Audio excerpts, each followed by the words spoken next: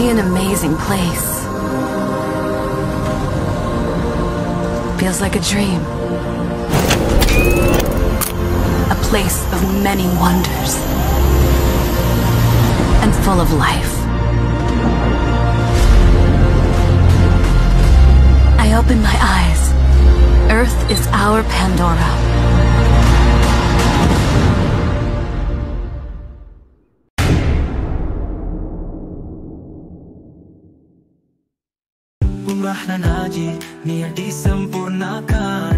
Alhamdulillah, thumma alhamdulillah, salatu wassalamu ala rasulillah wa man tabi'ahu wa walah. Ahyikum jami'an bi tahiyatil Islam. Assalamualaikum warahmatullahi wabarakatuh.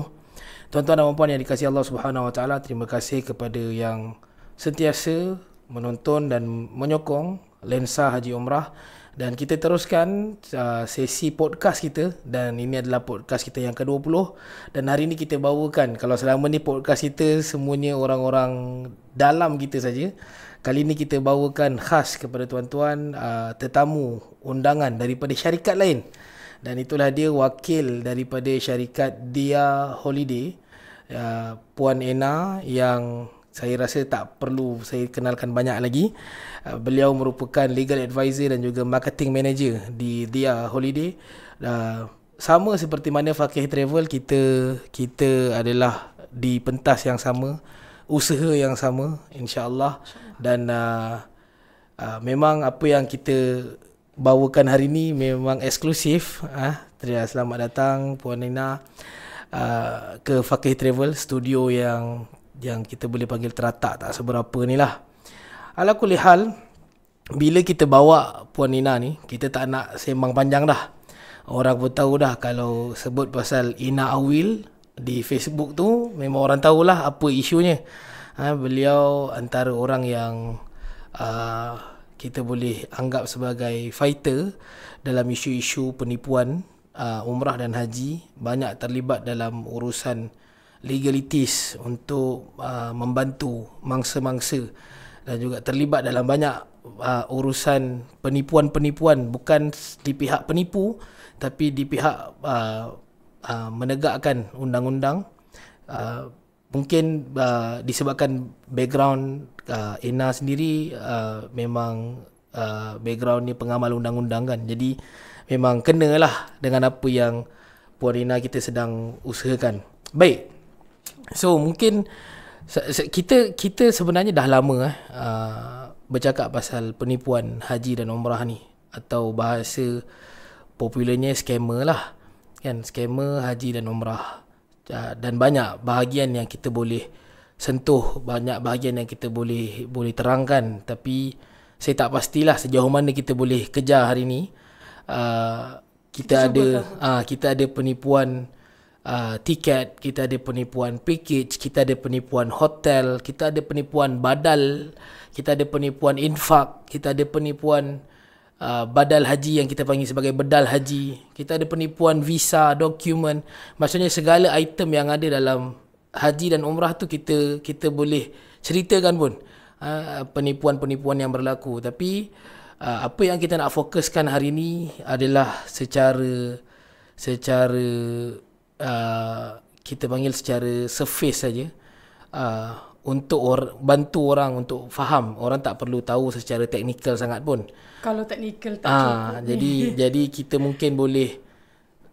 mungkin boleh kongsikan setakat mana yang kita rasa sesuai lah dengan keperluan orang ramai, ibu-ibu, ayah-ayah di kampung, kerana mereka lah antara mangsa utama. Tapi saya rasa saya jump into conclusion ni untuk kata mangsa utama tu orang kampung. Sedangkan kita pun boleh tengok ada orang yang bukan orang kampung juga kan mangsanya. So mungkin kita boleh dapatkan detail yang lebih terperinci daripada Puan Ina kita. Sebenarnya scam haji dan umrah ni sendiri, dia adakah satu benda yang kita boleh anggap biasa, kita boleh anggap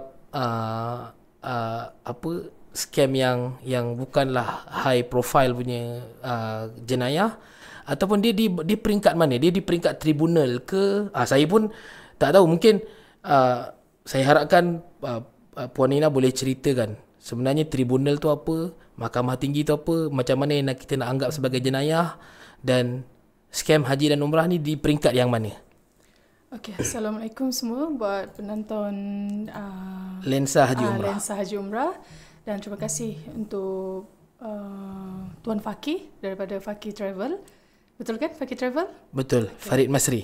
Tuan Farid Masri, betul. Okay Tuan, terima kasih sebab jemput saya. At least saya dapat bersuarakan secara umum, okay, berkenaan dengan topik kita yang sangat menarik hari ini, insyaAllah. So, macam soalan, berbalik kepada soalan Tuan tadi, di peringkat mana setakat ini untuk skema umrah dan haji, betul tak? Untuk saya beritahu secara menyeluruh di peringkat mana, saya tak ada statistik orang kata yang satu Malaysia punya. Tapi berdasarkan apa yang laporan yang NGO saya dapat, which is saya pun ada NGO saya sendiri juga. NGO apa namanya tu? Mindpro Management. Mindpro Management, betul. Okay. Yang diasaskan oleh saya dan juga ada seorang partner saya, iaitu perempuan juga, Puan Anis. Okay, dan kami bergerak untuk membantu, sebelum ini kami bergerak membantu mangsa-mangsa Ahlong. Okay, kita tolak ketepian tu.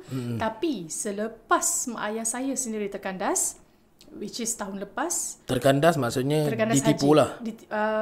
Saya nak cakap ditipu 100% tu, penglibatan saya pun ada. Okay.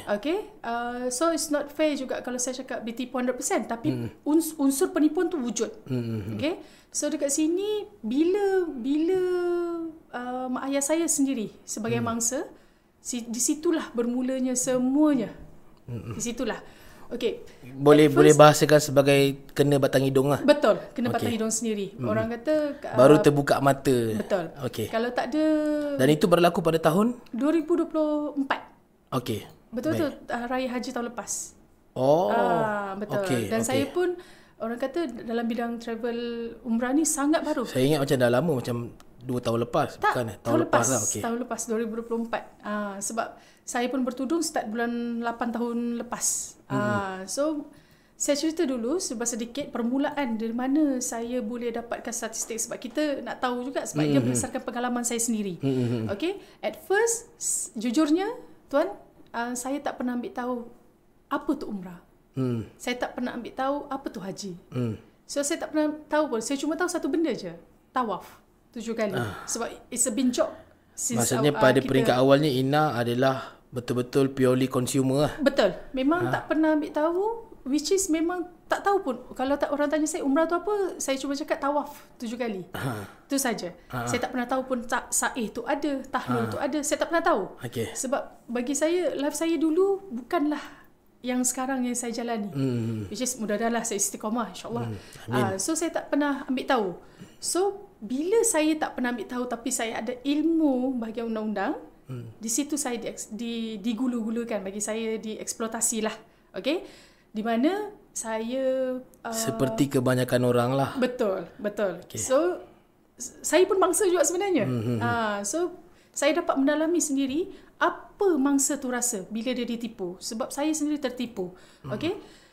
Pertama sekali bila mak ayah saya terkandas tu, benda first thing first yang saya sedar adalah, oh, haji perlukan visa haji. Oh, apa yang mak saya pergi tu rupanya salah. Okey, maksudnya ni sindiket. Ya. Sindiket haji dengan dokumen palsu. Betul. Okay. Tapi kita akan cerita benda tu secara detail nanti. Betul. Okey, baik. So statistik yang NGO saya dapat terlalu banyak, Tuan. Terlalu banyak.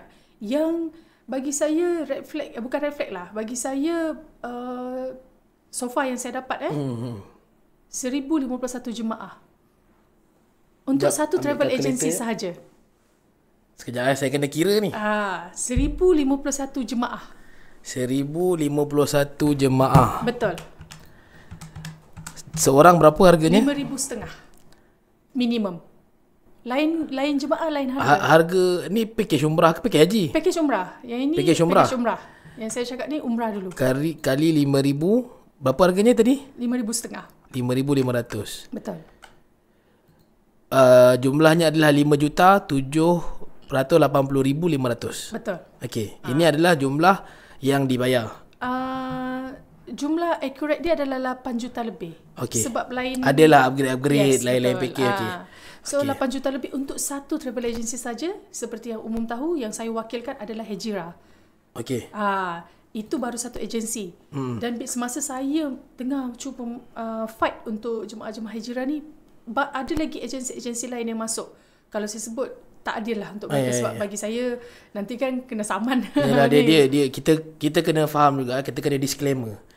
Di mana dia ada satu agensi induk yang menawarkan satu package yang sangat seksi lah. Betul. Sehingga agensi-agensi baru yang lain, kecil-kecil yang lain, dia tak nak fikir panjang. Dia pun tak ada kepakaran. So dia pun pergilah kepada agensi yang tawarannya menggiurkan tadi. Betul. Jadi mereka juga adalah tergolong daripada kalangan mangsa, tapi masih lagi tak boleh nak kata 100% mangsa. Betul. Sebab mereka ada tanggungjawab, amanah yang mereka sendiri, pegang. Betul. Pilihan di tangan sendiri, macam juga saya. Orang tanya kenapa tak fight. Bukan saya tak fight untuk mak bapak saya. Saya dah pernah fight dah. Okay? Dan bila mana masuk aduan kepada saya, dan bila saya kira-kira ada yang terbaru saya dapat, bulan 1 saya dah dapat mangsa juga. Saya rasa saya pernah beritahu dengan Tuan Haji semasa saya jumpa Tuan dekat Mekah. Okay. Dan itu kerugian dia dianggarkan RM500,000. Okay. Itu baru satu travel agency. Travel agency kedua.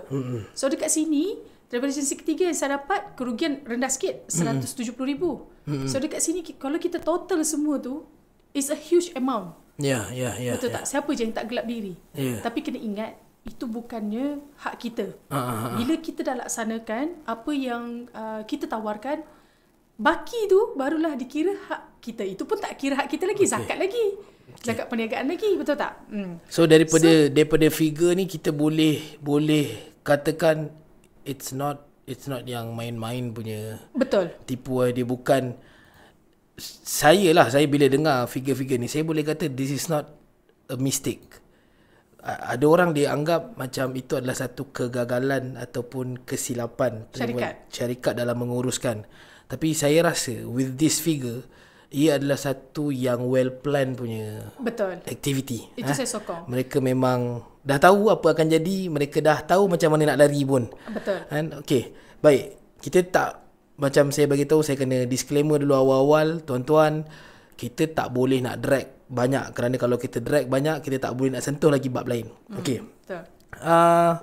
Bila cerita tentang fakta, ia memang satu benda yang serius dan perlu dibincangkan, perlu dibawakan kepada orang ramai.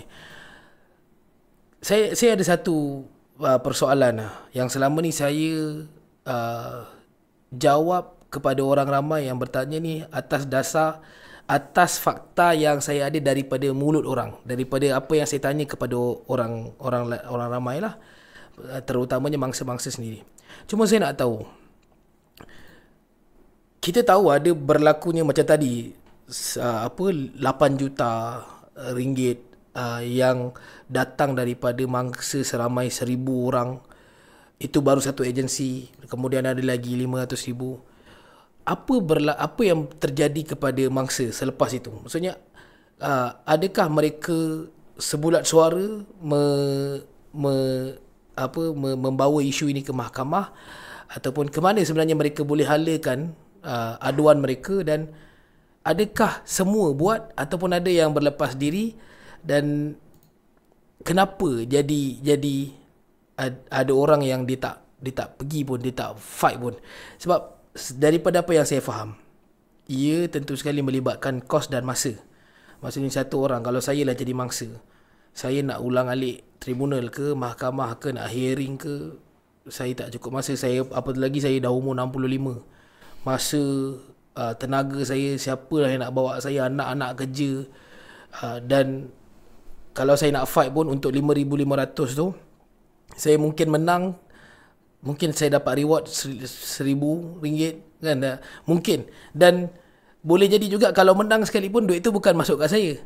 Saya kena filekan saman pula selepas tu kan. Jadi betul ke apa yang saya sendirilah sangka bahawa benda ni memang tak akan berkesudahan sebab akhirnya jemaah sebagai mangsa memilih untuk tak teruskan sebab tak larat. Dan scammer memang tahu itu dan mereka memang ready untuk itu. Betul. Okey, berbalik kepada soalan pertama Tuan. Okey, berkenaan dengan apa tadi? Undang-undang apa yang boleh dibuat, ada dua tindakan. Kemana mereka nak halakan? Okey, first sebenarnya dia ada dua tindakan. Okey, ada dua tindakan yang boleh kita usulkan. Saya bagi contoh hijrah lah ya. Sebab ini paling senang nak bagi contoh supaya jemaah ataupun orang di luar sana senang untuk memahami.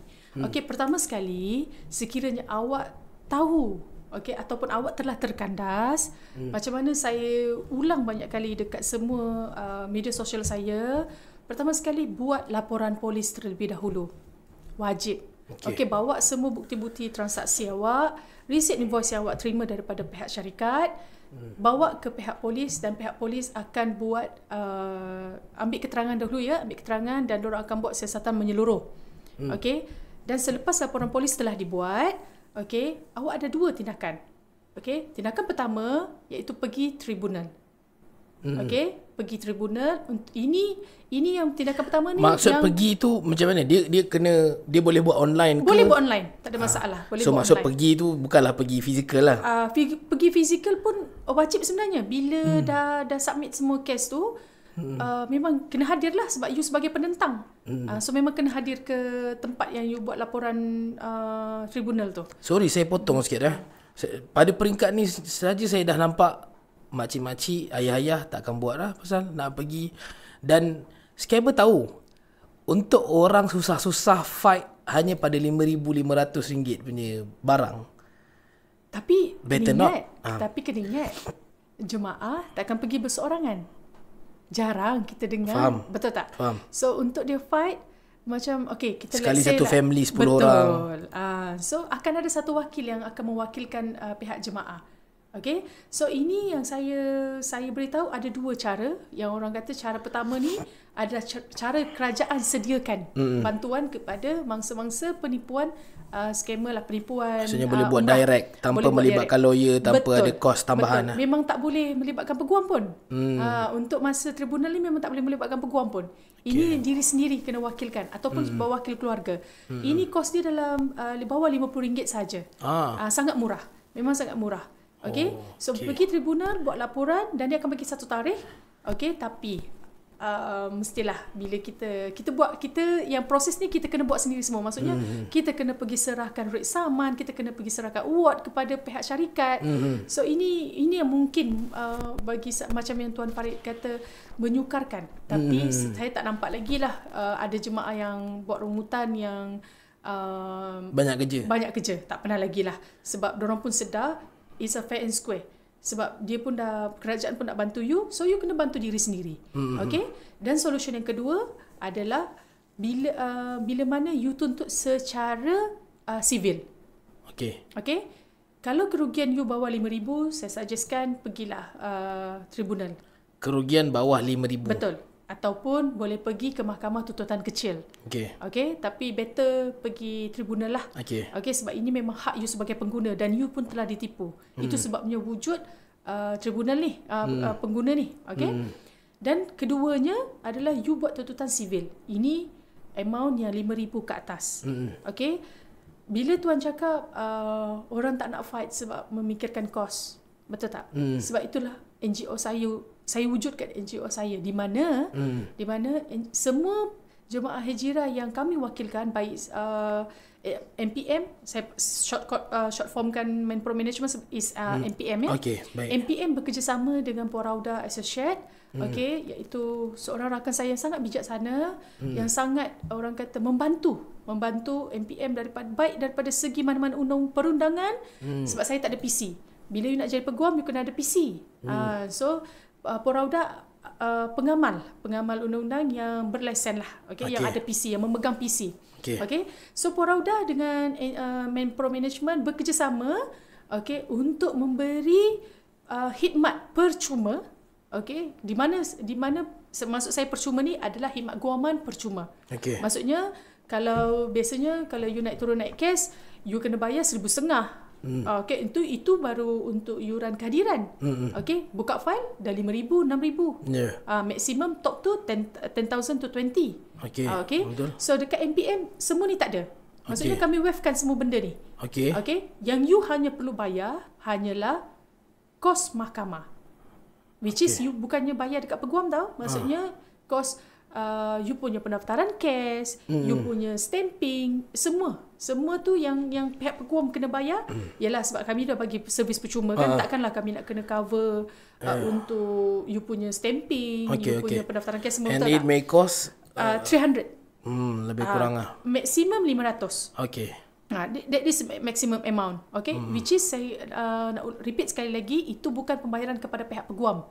Itu adalah pembayaran kepada pihak untuk bantu kes ni di peringkat mahkamah. Okay. So dekat sini macam saya cakap, ramai yang minta bantuan. Ramai. Sebab apa tahu?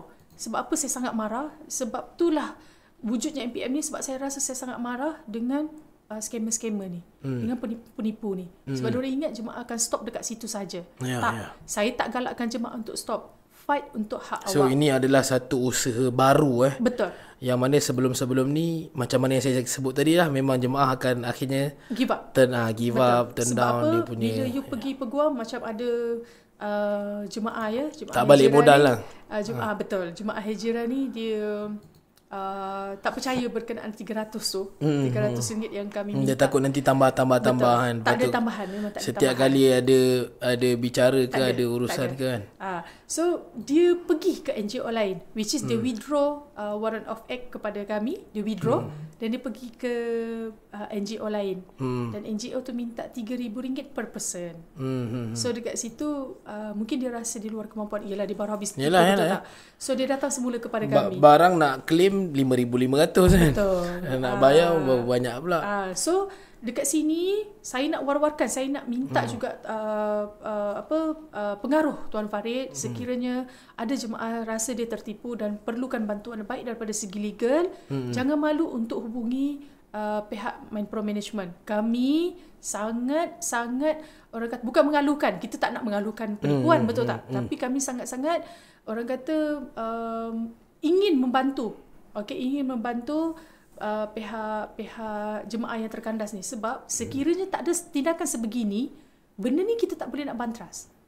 Yelah, maksudnya self-awareness kena ada. Betul. Jiwa fighter tu kena ada. Pasal selagi kita tak fight, kita tak boleh stop aktiviti scam ni. Betul. Okay, kalau nak cerita pasal itu cost lah, dari sudut time frame pula, dia berapa lama dia akan ambil masa? Ada tak daripada kalangan bangsa-bangsa yang Puan Nina bantu yang dah berjaya, dan apa yang diorang dapat? Macam mana, kalau boleh secara gambaran? Hejirah bukanlah kes pertama saya. Hejirah bukanlah kes pertama saya, dan sebelum ni saya yang cerita ayah Puan Nina tahun lepas tu ke? Bukan lagi. Dia sebelum lagi daripada tu.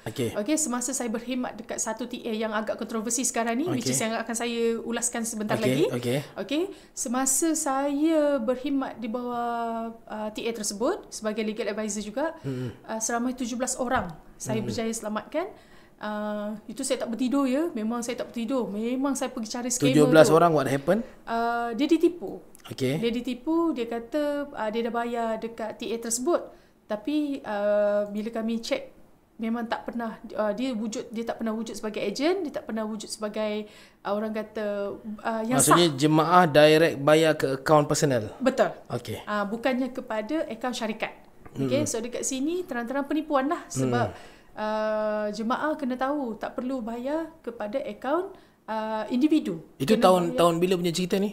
2023. 2023 masih ada orang yang bayar ke akaun personal. Betul. Benda ni tak boleh diterima sebenarnya. Betul. Kita bukan di zaman Pak Gadok yang jenis bagi duit tapi personal. Tapi dia pecah-pecah tau. Dia bukannya satu akaun saja. Dia pecah-pecah. Dia ada masukkan dekat akaun syarikat tersebut, syarikat individu tersebut. Tapi bukan nama TA lah, bukan nama TA. So dekat sini 17 orang. Yang ini saya ada gunakan psikologi sedikit. Diorang hubungi saya, dan saya pun pihak TS tersebut nak bersihkan nama lah. Dia kata kami bantu, which is saya dipanggil dan dapat semuanya 100% dapat. which is dapat terbang. Jadi itu 17 pack seorang berapa? Package 6,000. Okey. Dan 6,000. ini dibantu oleh Puan Ina. Saya sendiri. Melalui tribunal tak? Tak perlu. Untuk melalui tribunal pun saya pernah menang. Okey. Tribunal ni sekejap je ambil masa dia. Top 5 ke 6 bulan. Itu maksimum. Oh ya. Ya. Tribunal Bukanlah sekejap makan je. tahun tu. Tak. Tribunal tak makan tahun. Saya ada satu cerita juga berkenaan dengan mungkin part ni Puan Nina boleh bagi komen sikit kot suggestion. apa sebenarnya yang berlaku.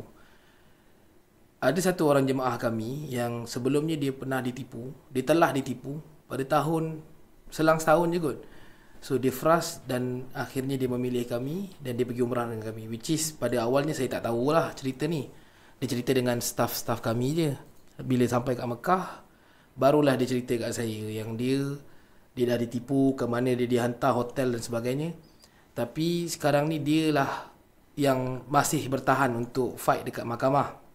Sedangkan orang lain dah turn down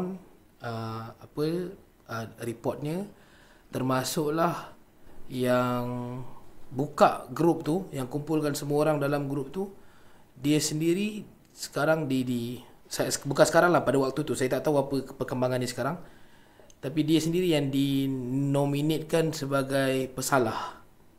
Maksudnya travel agency tu saman dia pula, saman orang yang buka grup tu, sehingga yang lain jadi takut lah.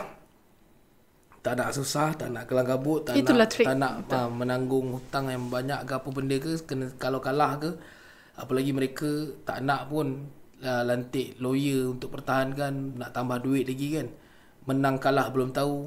Jadi, termasuklah bersama dengan jemaah ni ada 2 lagi suami isteri yang duduk di Kedah, nak kena turun untuk dibicarakan tu, pembicaraan tu dekat Johor. Sebab mungkin HQ travel agency tu dekat Johor. Maksudnya travel agency tu saman jemaah, saman jemaah, saman macam-macam lah.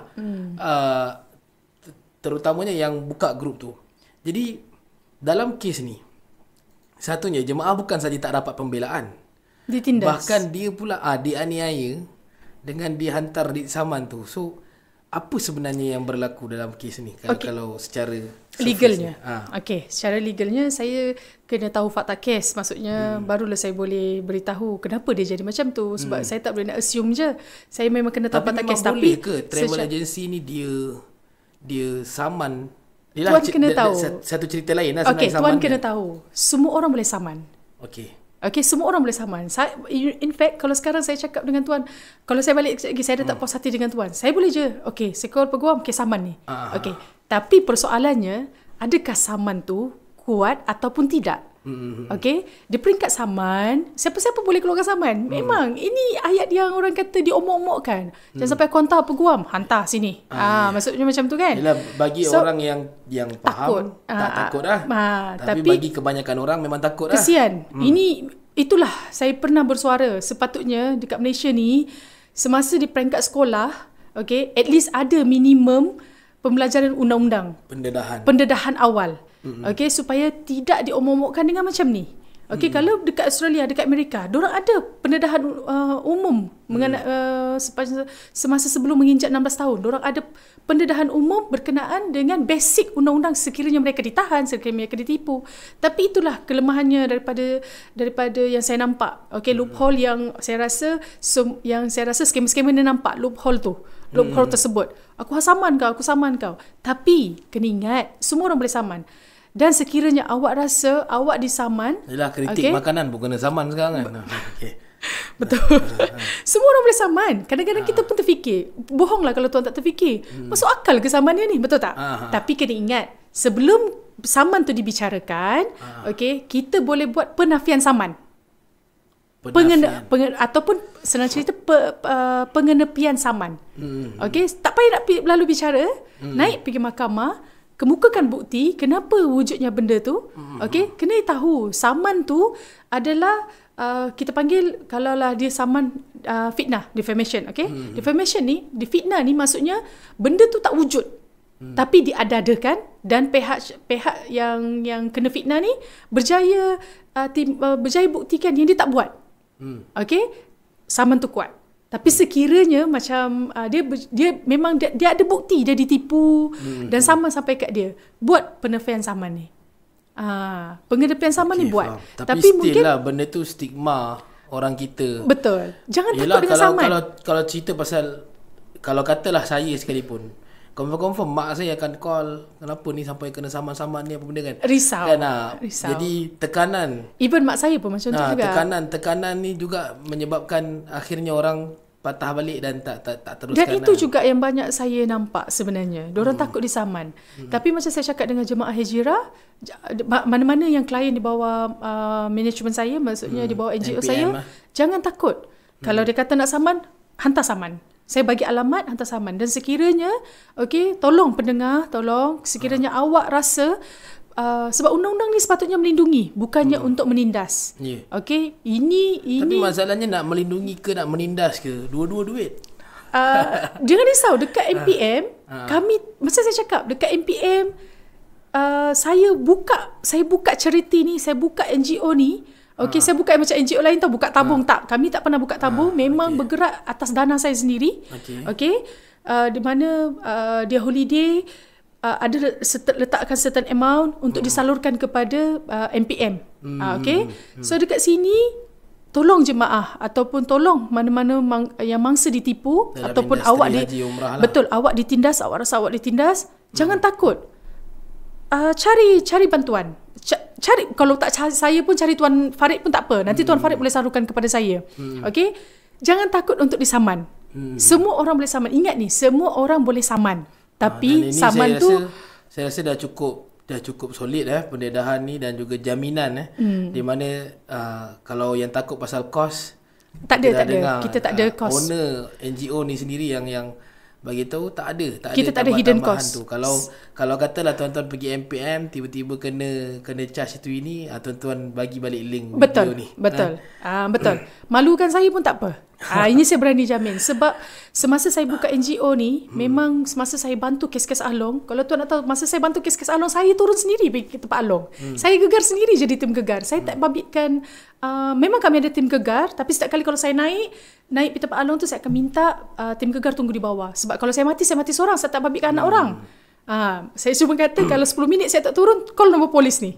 Macam tu. So sama juga dengan kes penipuan ni, yang buatkan saya sangat-sangat marah adalah bila saya nampak undang-undang yang sepatutnya melindungi tapi dijadikan sebagai alat untuk melindungi, menakut-nakutkan orang pula. Betul, jadi alat kepada scammer-scammer ni pula.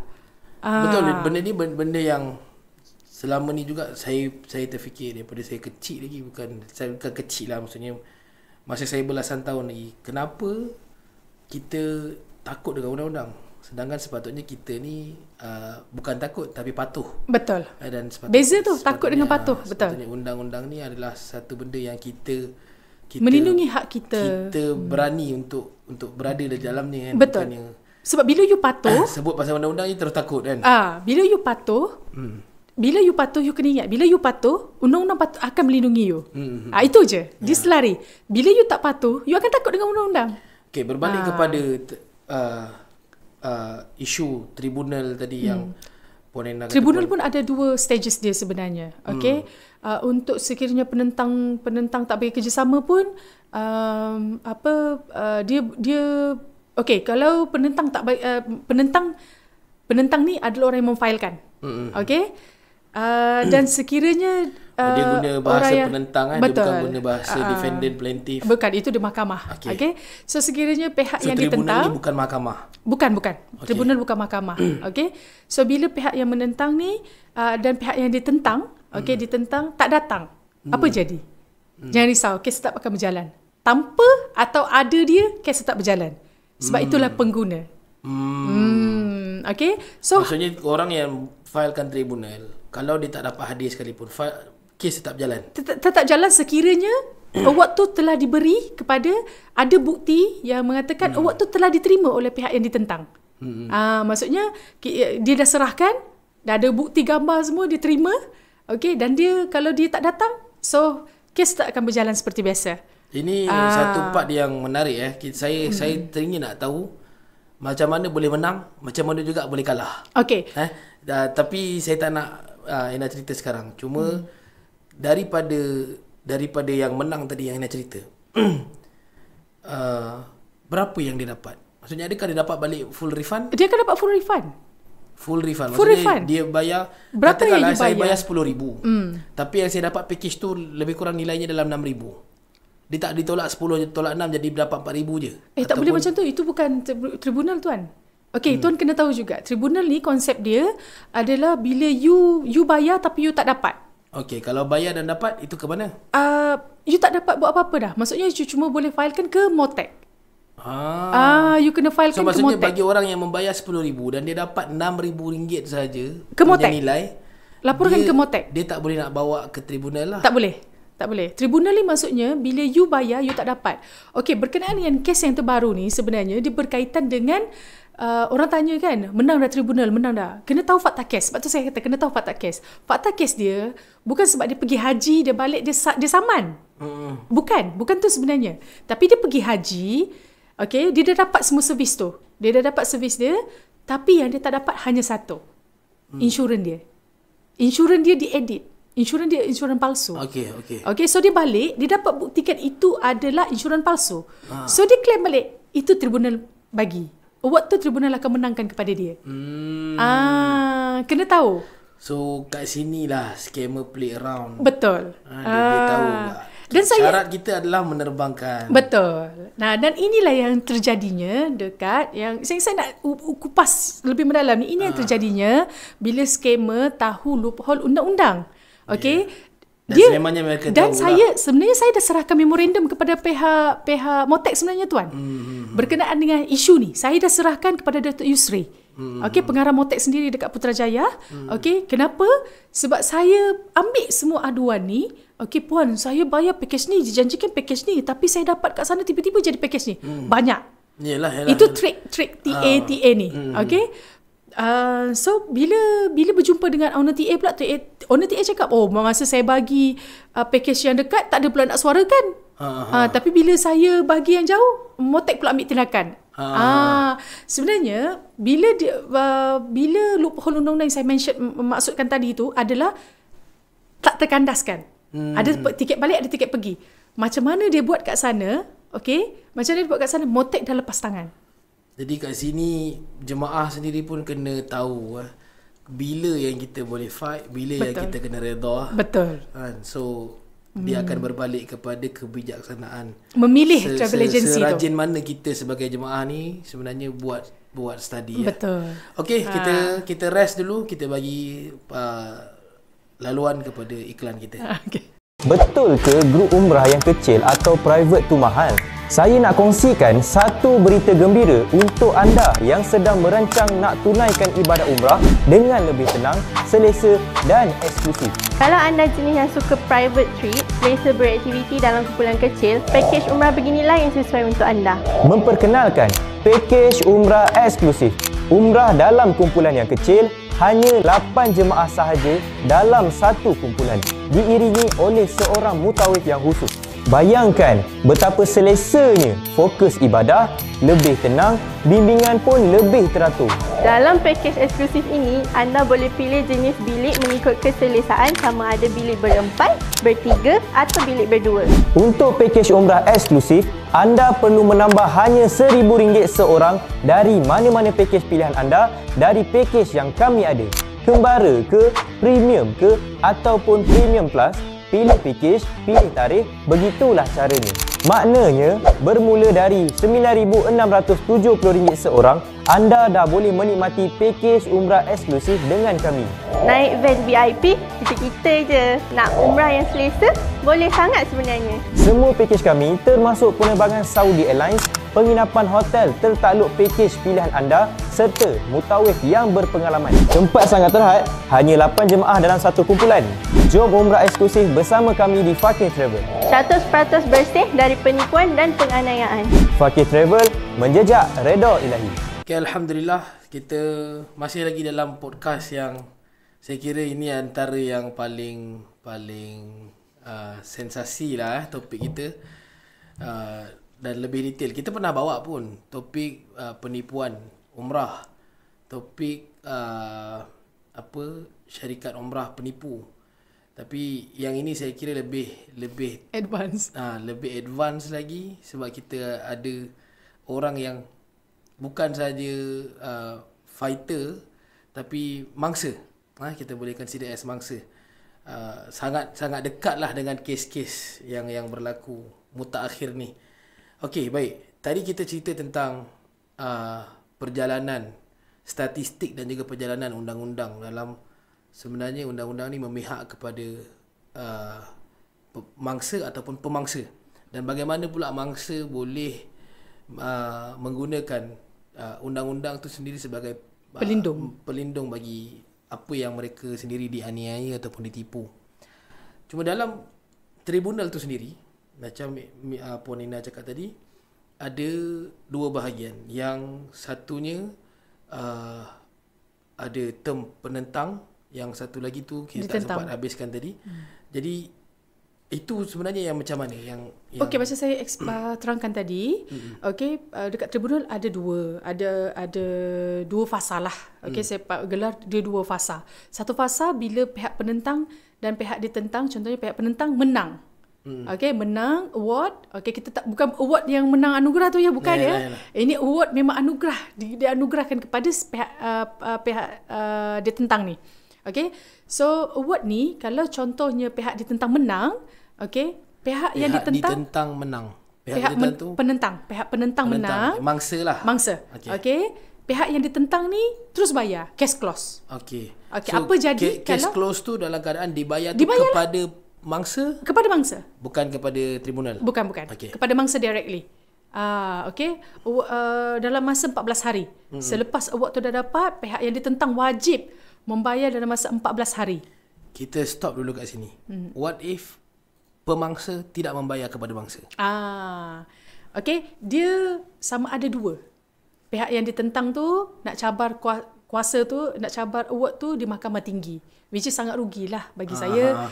Yalah, kalau award tu 3,000, rugilah. You nak bayar peguam pun, you nak hire peguam pun, buka file pun dah 5,000. Betul tak? So better you bayar je. BMW kalah pun baru-baru ni pun bayar je. Tak. Maksudnya pemangsa tu tak nak bayar, pemangsa kena challenge dekat High Court. Pemangsa maksudnya orang yang menipu lah. Yang menipu lah. Yang kalah tu lah. Betul. Dia kena naik High Court lah. So dia sepatutnya bayar 3,000 tapi dia nak kena. Yalah, tapi kita tengah cakap tentang satu group of 40, katakanlah 40 orang. Yang 40 kali 3, 3,000 katakanlah 120,000. So dia kalau 120,000 tu dia kena bayar by file ataupun dia boleh sekalikan semua dalam satu file. Tak boleh. Dia satu individu. File lah. Satu file. Jadi lebih baik dia bayar. Lebih baik dia bayar. Tapi kalau dia tak nak bayar? Okey, kalau dia tak nak bayar, dia ada dua je. Satu, dia akan ingkar. Okey, dia akan ingkar, which is dia akan jadi another case. Jadi serious case. It's offence dah. Okey. Dan kalau dia nak cabar di mahkamah tinggi, rugilah dekat dia. Okey, memang sangat rugilah. So dekat sini apa-apa pun kena rujuk dekat tribunal. Tribunal akan guide, jangan risau.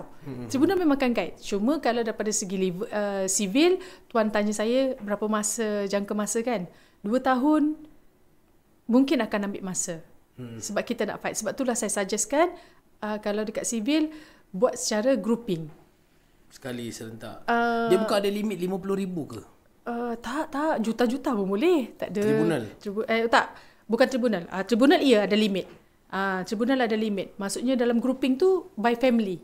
Macam dia takkan satu-satu je. Kalau by family sendiri, kalau contoh macam package fakih 10,000. 4 orang dah 40,000. Kalau dia family of 8, dia dah 80,000, dia kena pecah 2 lah. Pecah 2 lah. Pecah 2. Okay? So itu situasi yang pertama. Fasa yang kedua tadi tu? Melalui civil. Fasa yang kedua. Fasa kedua yang naik mahkamah lah. Mahkamah maksudnya tinggi. Tribunal. Kata tribunal ada 2 tadi kan? Satunya penentang menang. Bayar. Settle. Yang kedua bila pihak yang ditentang tak nak bayar. Dia akan fight. Fight. So dia akan berpindah ke Mahkamah Tinggi. Mahkamah Tinggi. Betul. Dan Mahkamah Tinggi ni pula, kalau yang situasi pertama tadi menang terus bayar, itu dalam Selesai lah maksimum 6 bulan lah. Maksimum 6 bulan. Kalau yang bawa ke Mahkamah Tinggi ni makan tahun lah. Makan tak juga tahun, tapi makan tahun lah. Bergantung dengan peguam tu, cekap ke tak cekap. Tapi kadang-kadang tarikh pun bukannya peguam tu yang tetapkan. Boleh jadi tak travel agency yang jahat ni, kita dah bahasakan sebagai jahat. Betul lah, delay kan. Dia saja drag. Ya. Sebab ada dekat page Semut Berapi ni, ada viral. Ini saya tak nak sebut nama lah. Saya rasa Tuan Farid pun tahu. Dia tak nak bayar. Dia nak cabar ke Mahkamah Tinggi. Saya tak tahulah peguam dia bodoh-bodohkan dia ke ataupun, tapi yelah peguam kan. Yelah, kita baca pun statement tu kelakar juga kan. Kau nak kes, yang penting kau bayar sebiasa aku, tak apalah, lantak kau lah. Tapi kalau mengikut pengamatan saya, sebab saya pernah bekerja dekat TA dia. Dan saya pernah jadi orang jahat. Dekat TA tersebut. Saya rasa Tuan Farid pun tahu.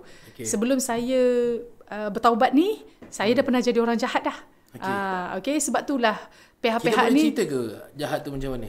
Boleh. Saya dengan senang hati untuk buka. Bukan saya nak buka aib saya sendiri, tapi jadikan pengajaran. Ambil tahu supaya tak dibodoh-bodohkan. Ini salah satu contoh TA yang jahat, yang masih lagi hidup dan berleluasa. Betul. Masih lagi aktif, masih bebas mengiklankan, bebas beroperasi. Betul. Dan inilah yang tengah saya fight sekarang ni. So ceritanya macam mana? Dekat mengikut pengamatan saya lah ya, sebab saya pernah bekerja rapat dengan dia.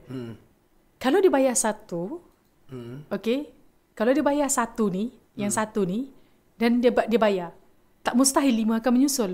Maksudnya orang lain akan try juga lah. Jadi dia akan tentang. Untuk kita panggil ni buying time. So bila buying time, pihak-pihak lain, sebab dia ada limitation status dia 6 tahun je. Bayar satu tu maksudnya satu yang dia memang dah kalah tu. Yang dah kalah tu.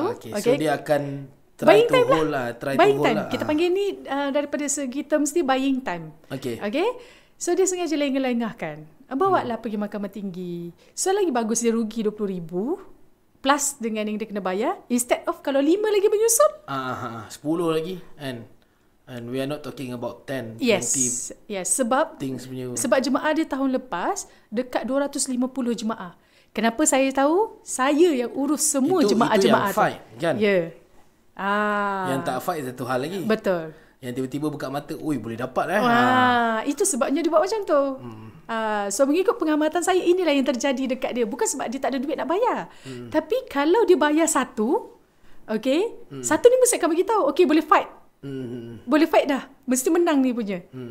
So nanti scammer mana dia nak rugi? Cerita pasal satu travel agency ni yang sekarang tengah viral lah. Sebenarnya bukan sekarang lah. Dah lama saya dia. Sendiri dikeluarkan. Tahun 2022 dia dah blacklist dah dengan Motek. Saya sendiri dikeluarkan daripada grup umrah. Saya di blog. Adalah kerana kelantangan saya bersuara tentang ni. Saya pun pernah rasa. Bukan tuan je. Tapi saya maksudnya saya masih tak boleh nak akses apa-apa lah. Saya dah dapat akses dah. Dan saya tak akan merayu untuk itu. Saya tak akan menagih. Walaupun saya kenal orang-orang yang menjadi admin dalam grup tu. Saya hanya sedih bagi grup tu adalah kerana grup tu ada ratusan ribu pengikut. Dan saya boleh makcik-makcik pun ramai dalam tu. Saya boleh manfaatkan untuk menyalurkan informasi, education, bahkan bahan-bahan ilmiah. Tapi sayangnya saya di blog lah. Dan itu adalah antara benda yang saya sangat kesali lah. Bukan sebab saya tak boleh jadi popular kat situ. Tidak sama sekali. Saya buat ni bukan sebab nak kejar populariti tau. Ala kulli hal. Kalau kita tengok kepada syarikat yang kita sedang ceritakan ni. Syarikat ni adalah syarikat yang masih berleluasa, masih aktif, masih beroperasi. Macam mana sebenarnya modus operandi diorang? Sedangkan apa yang mereka buat tu adalah sesuatu yang memang jelas salah. Adakah mereka terlibat dengan jalan-jalan belakang? Mesti. Maksudnya kat sini kita tak boleh nak expose. Kasih adjust satu. Nanti kita pula yang ni yang kena. Tak, maksudnya cakap lah. Kasih adjust satu. Kau tim lah. So maksudnya syarikat ini adalah syarikat yang memang dah bersedia dari sudut itu. Maksudnya kalau berlaku apa-apa, dia dah ada jalan lain. Betul. Sehingga kan mereka masih boleh. Sebab saya tengok tekanan demi tekanan daripada orang ramai di ruang komen dan sebagainya, tag sana sini, and nothing happen. Dan saya sendiri adalah orang yang menerima amaran dari pelbagai pihak. Even saya pernah ditekan dengan amaran supaya tidak terlalu lantang pun. Bertulis menyebut tentang hal-hal yang saya tak pasti. Dia sebut macam tu. Sedangkan bila saya cek balik, tak ada apa pun yang saya sebut secara spesifik. Saya tak sebut pasal akta, saya tak sebut pasal angka, tapi saya sebut pasal operasi. Macam mana benda ni boleh jadi kan. Sedangkan tidak kepada pihak itu. Maksudnya kalau nak dijadikan perbandingan, saya yang berniaga secara sungguh-sungguh, telus setiap medium kita ni selaras. Iklan kita tak ada ejas-ejas, tak ada bulan ni Ena tengok iklan kita begini, bulan depan dah jadi lain. Kita pula yang diserang. I feel you.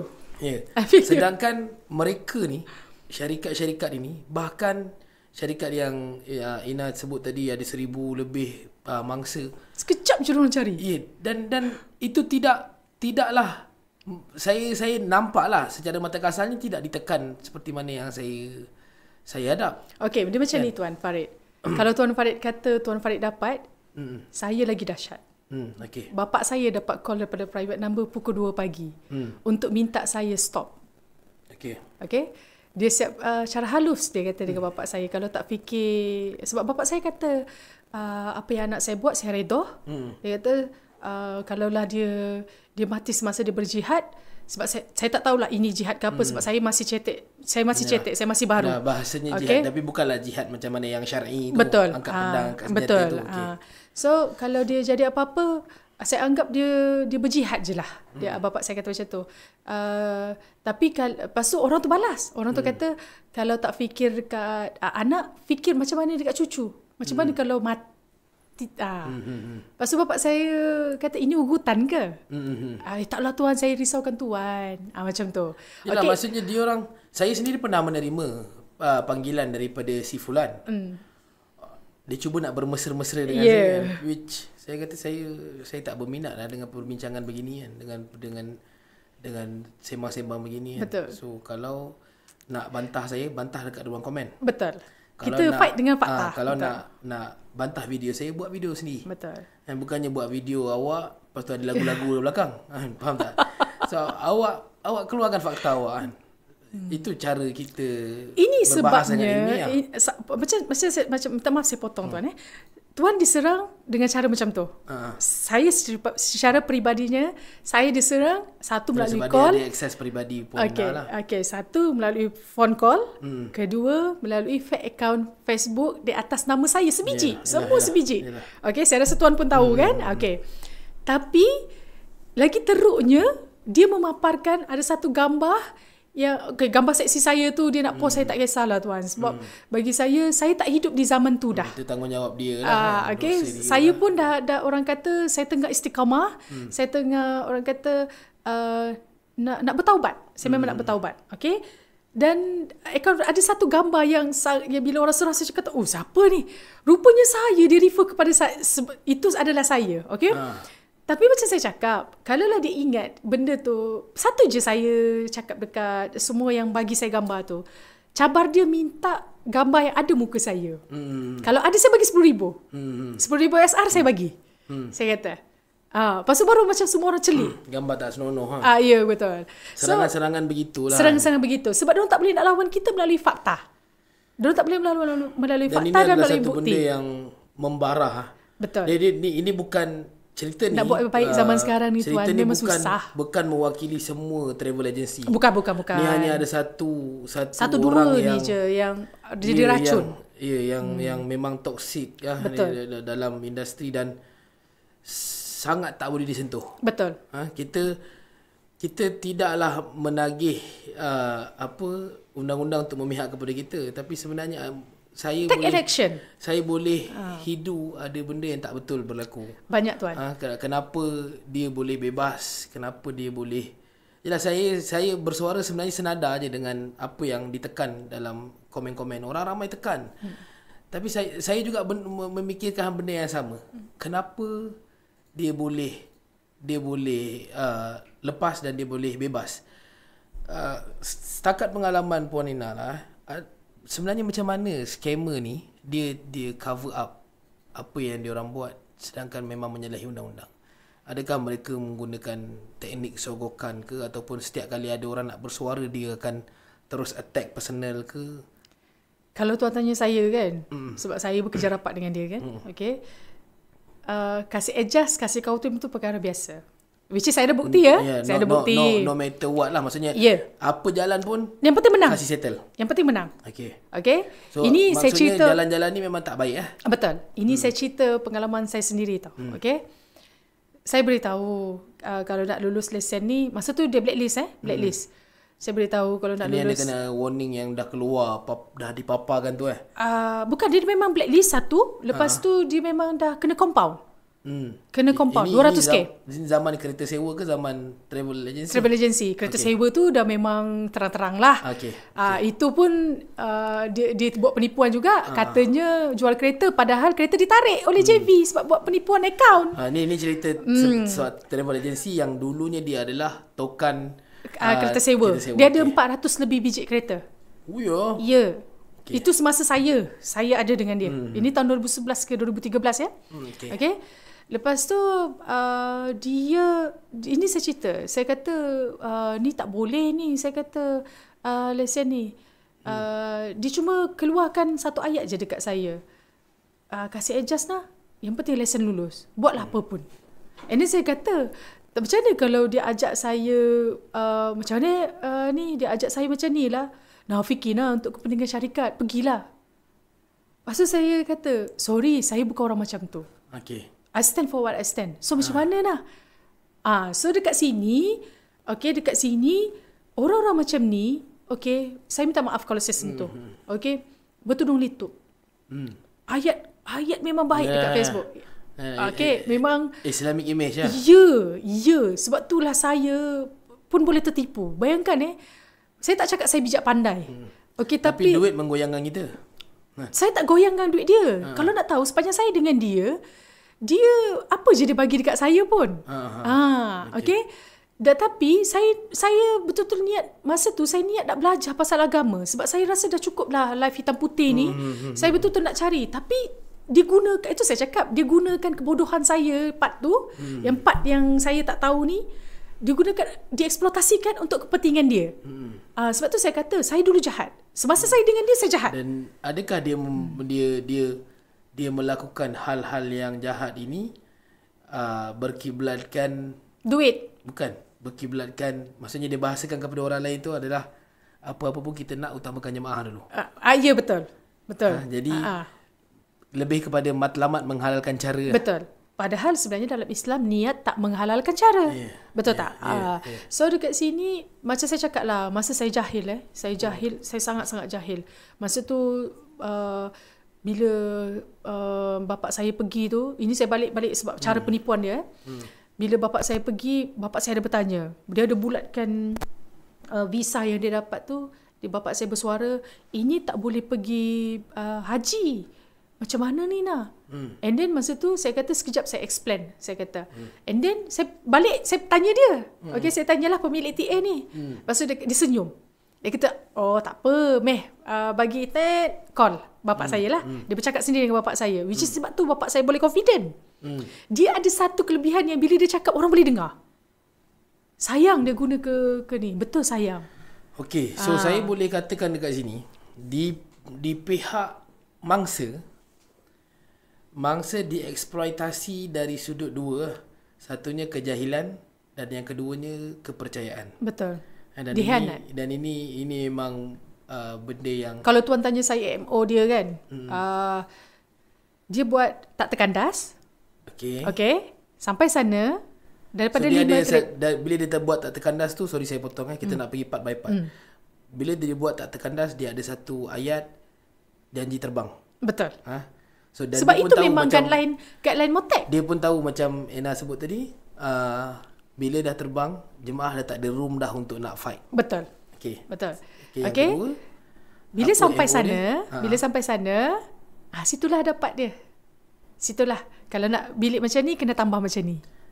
Dan dia masih buat benda yang sama sampai sekarang? Ini tak tahu sebab saya dah tinggalkan syarikat dia kan. Okay. So saya tak tahu. Cuba yang for sure melalui komplain yang saya dapat pun daripada contohnya 5 trip atau 5 bas lah. 2 bas ni dia akan buat betul-betul supaya 2 bas ni jadi iklan untuk dia. Yang 3 bas ni lantak kau lah, bilik berlipas. Ini MO dia. So bila balik yang 3 bas ni nak komplain, Motek akan cakap, awak dah terbang, awak dah balik, awak dah dapat servis awak. Awak dapat bilik tak kat sana? Dapat. Tapi tak seperti apa dijanjikan. Tak boleh nak buat apa. Tak best lah dengan benda ni. Ya. Inilah MO dia. So yang 2 bas yang dapat yang yang 2 bas ni pun dia kena tahu juga. Daripada 2 bas ni, ejen dia pula. Ejen dia pun ada kasta. Mana ejen dia selalu hantar yang buat duit. Yang ejen berbayar yang ratus ribu punya. Yang memang hantar banyak lah dekat dia. Platinum ejen lah. Macam tu lah contoh. Betul. So contohnya ejen A. Dengan ejen B, ejen C, ejen D.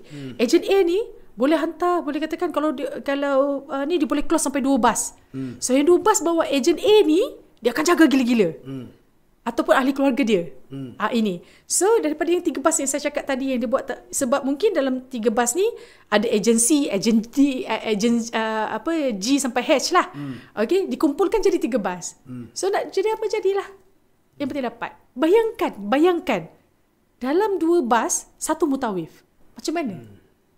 Padahal syarat Motek 1 bas 1 mutawif. Sebab untuk semasa kita ziarah kan ada penerangan. Dan MO dia pula lagi hire mutawif intern. Kos rendah. Kos rendah. Margin dia tinggi. Dan staff dia yang dekat syarikat dia intern semua. Hanya 1 orang je dia akan hire staff yang memang staff. Permanent lah. Dan selebihnya syarat lah. Dan selebihnya dia pun tak buat KWSP, tak buat apa, semua tak ada. Memang duit semua masuk dalam poket dia je. Memang untuk penuhkan poket dia je. Jenis runcit punya belanja. So bila staff intern datang, intern ni lah yang dikerahkan. Tapi untuk teruskan dia tak akan sambung, ambil intern lain lagi. Dia macam tu. So banyak intern mutawif, intern dia ambil, petugas pula dari segi jemaah, di kalangan jemaah. Contohnya nak terbang dah ni. Nak terbang sebab syarat Motek kena ada pengiring daripada Malaysia. Betul. So daripada jemaah ni, aku bagi kau diskaun 1,000 jadi petugas Untung tak dia. So dia bukan petugas, dia jemaah. So bila bertanya ke mana tiket, ke mana kita nak pergi selepas ni, apalagi kalau flight transit. So dia handle seorang yang beratus-ratus orang ni. Dia handle seorang. Walhal dia bukan petugas. Dia cuma di kalangan jemaah yang dilantik. Sebab apa? Sebab dia pandai mulut manis. Contohlah, dia nampak, ada potensi ni, aku boleh makan ni. Aku boleh makan budak ni. Dia macam pandai ni. Dia akan buat baik. Datanglah office. Nek nak belanja. Belanja, dia akan bagi belanja makan. Order lah apa pun. Dia pandai lah dengan politik benda tu kan. So bila dah hari nak terbang tu, dia akan nanti. So bila ada jadi masalah kat sana, dia akan seru dalam, kadang-kadang dia tak dia pula punya style, kalau ada masalah dalam grup tu, dia akan archivekan teks tu. So orang lain dia akan hantar ejen untuk hentam yang mana jemaah yang mengadu, which is selalunya saya lah, bahagian legal. Sebab dia takkan sebab apa? Sebab dia nak tunjuk dia baik. So staff dia akan nampak jahat. So bila staff dia menjawab, mana ada macam ni, macam saya lah, saya jawab sebab saya fikir saya servis. Dulu pun even masa saya pengamal undang-undang pun saya servis. Kita mesti kena jawab ni, betul tak? Sebab kita dilatih untuk menjawab cara servis. Bayangkan ejen-ejen ni yang tiba-tiba pop jump in jadi ejen. Macam mana dia nak menjawab? Kadang-kadang dia marah. Dia marah. So macam saya jarang marah dekat jemaah sebab bagi saya itu hak jemaah. So saya selalu jawab dengan baik. Dengan baik. Kalau contohnya ejen yang tak jawab dengan baik. Ejen tu dia suruh ni ejen jawab macam tu. Tiba-tiba dia akan masuk, apa awak cakap macam ni dengan jemaah? Tak baik, tak apa. Biar saya ni, jemaah saya belanja yang ni untuk cool downkan jemaah. Walhal itu trik dia.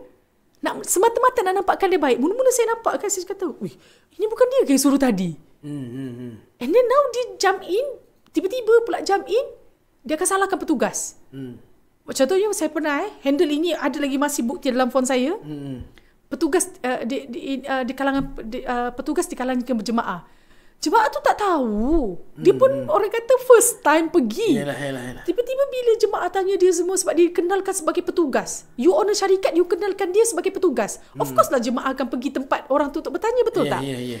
So bila orang tu bertanya dekat dia semua, dia jadi stres, dia tak jawab. Okay, jemaah tu tak jawab sebab dia nak fokus ibadah dia kan. Dia jump in. Dia tag yang petugas ni, yang so-called petugas ni pada jemaah ni. Papa dia kata, kenapa buat macam ni dekat jemaah semua-semua? Kalau dapat yang hormat dia, yang memang yang penjilat dia, okeylah. Kalau dapat yang macam satu jemaah ni yang dipanggilnya petugas fighter, dia jawab balik.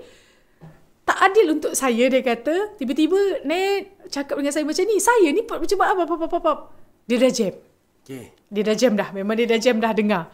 So, situlah dia akan call saya pula. Masuk dah, masuk. Ini dah teruk dah ni. Ini MO dia ni. So, boleh kata banyak trik dia. Ina dulu adalah saya penjahat tukang cover. Tukang cover lah. Tukang kambus semualah saya tukang. Apa je yang saya tak buat untuk dia. Maksudnya dulu pun saya buat niat menghalalkan cara. Tapi masa dulu saya tak tahu. Itu tu rupanya satu kesalahan. Memang saya tak tahu. Tapi bagi saya itu bukanlah justifikasi untuk perbuatan saya tu. Itu bukan satu justifikasi yang orang kata kenapa kau tak ambil tahu? Betul. Kita kena ambil tahu.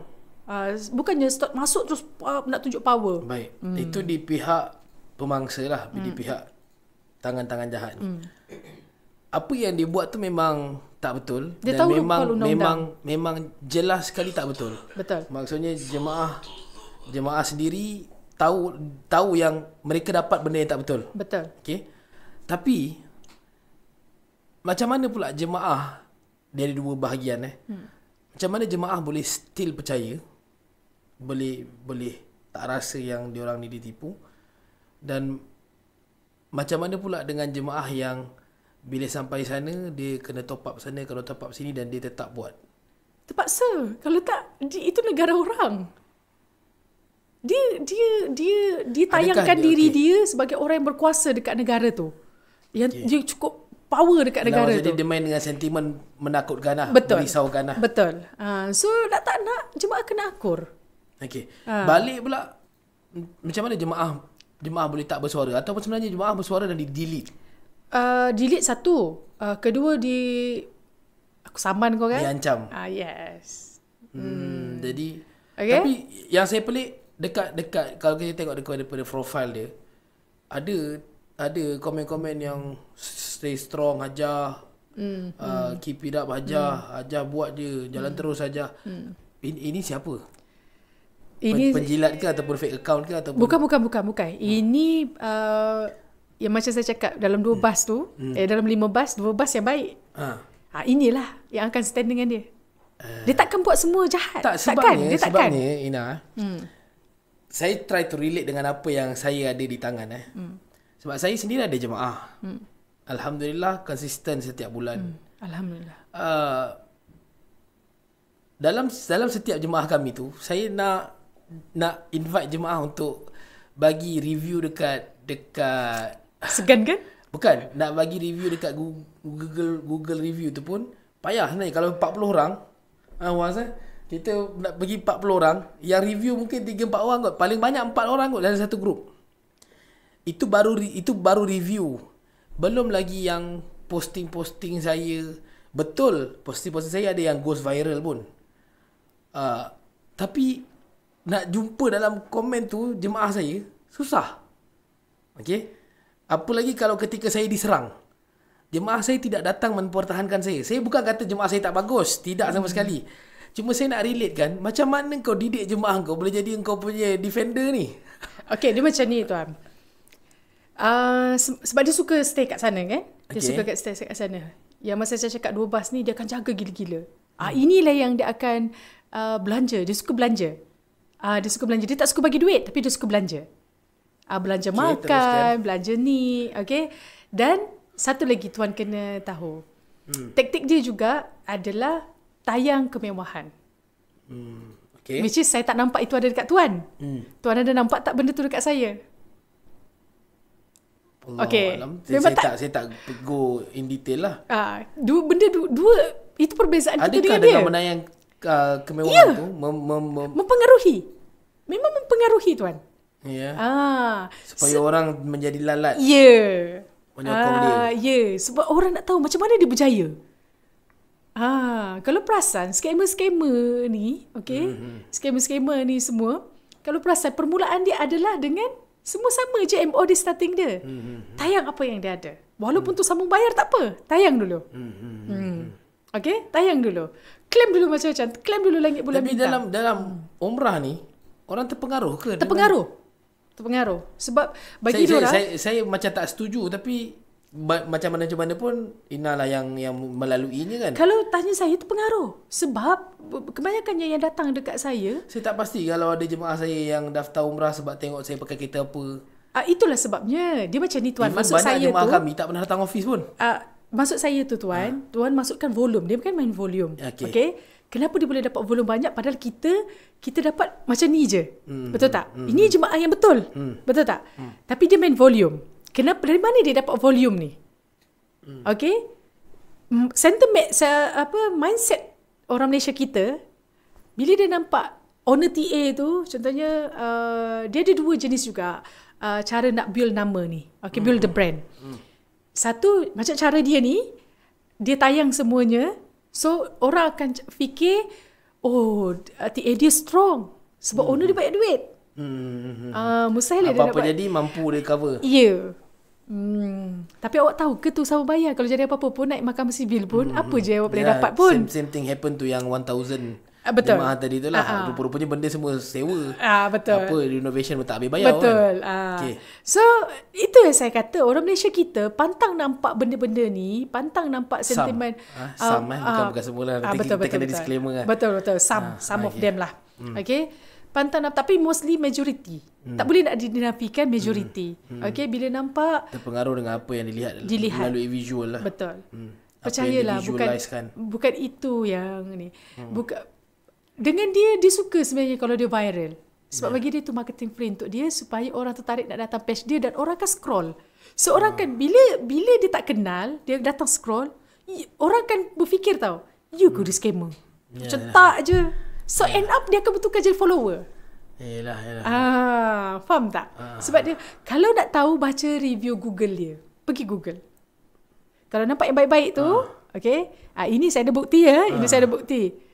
Dia suruh ejen-ejen dia backup. Okay, pergi Google, baca review Google dia. Itu siapa yang review tu? Memang jemaah ni. Memang jemaah. Kalau nampak yang baik-baik tu, itu daripada ejen-ejen dia. Dia pergi hantar. Okay. Untuk backup balik, untuk naikkan. Dan satu skill lagi, dia delete juga. Tak boleh, review tak boleh. Tak, komen-komen dekat Facebook memang banyak dia delete. Memang banyak dia delete. Baik. Menarik sebenarnya. Kita dah cover banyak bahagian next haji dia punya apa nama modus operandi secara general lah. Kita tak kata ini modus operandi hanya untuk umrah ataupun hanya untuk haji. Tapi basically inilah apa yang scammer ni buat, dan saya boleh kata scammer lain juga teknik dia lebih kurang sama. Lebih kurang. Dia akan delete komen yang buruk-buruk. Betul. Dia akan di mana zaman teknologi. Engkau pandai guna, engkau survive. Betul. Kan? Bila ada cyber trooper sendiri, ini satu benda yang sebenarnya Ina, jujur, satu keadaan yang sangat menakutkan dan menyedihkan juga. Saya tak sangka industri ni ada orang begini. Ada aktiviti begini. Saya lagi tak sangka. Ada aktiviti like ke mafia lah. Jadi kartel dah. Dia dah bagi saya dah mengarut dah ni. Saya masih lagi in denial. Satu je saya nak tanya tuan. Tuan rasa kan, kalaulah bukti saya tak kuat, okay, semasa saya minta bantuan daripada pihak wartawan, rasa-rasa pihak wartawan nak cover tak kalau bukti saya tu tak kuat? Yelah, setujulah. Dan mustahil juga Ina dengan yakin, dengan solidnya boleh datang. Pasal saya fikir kalau Ina tak boleh cakap jujur, baik tak datang. Saya takkan cakap jujur. Jadi bagi saya, sebab saya jenis nak bergaduh. Betul. Nak cakap. Betul. Tak nak cakap dah. Kalau jenis kau nak bercerita tapi tak habis, tak payah cerita. Betul. Tapi wallahi lazim, saya rasa sangat Fras. Sedih kan? Kenapa orang begini, aktiviti begini boleh dibiarkan, boleh bebas, bahkan bebas dalam industri, dan lebih dahsyat lagi mendapat sokongan. Betul. Orang ramai sokong. Allahu alam. So kita lihat dulu. Kita nak masuk kepada satu topik, haji pula. Satu subtopik yang very spesifik. Macam mana penipuan haji ni boleh jadi? Ini saya seronok ni. Okay. Sebab kita nak masuk haji kan? Okay. So kita lihat dulu.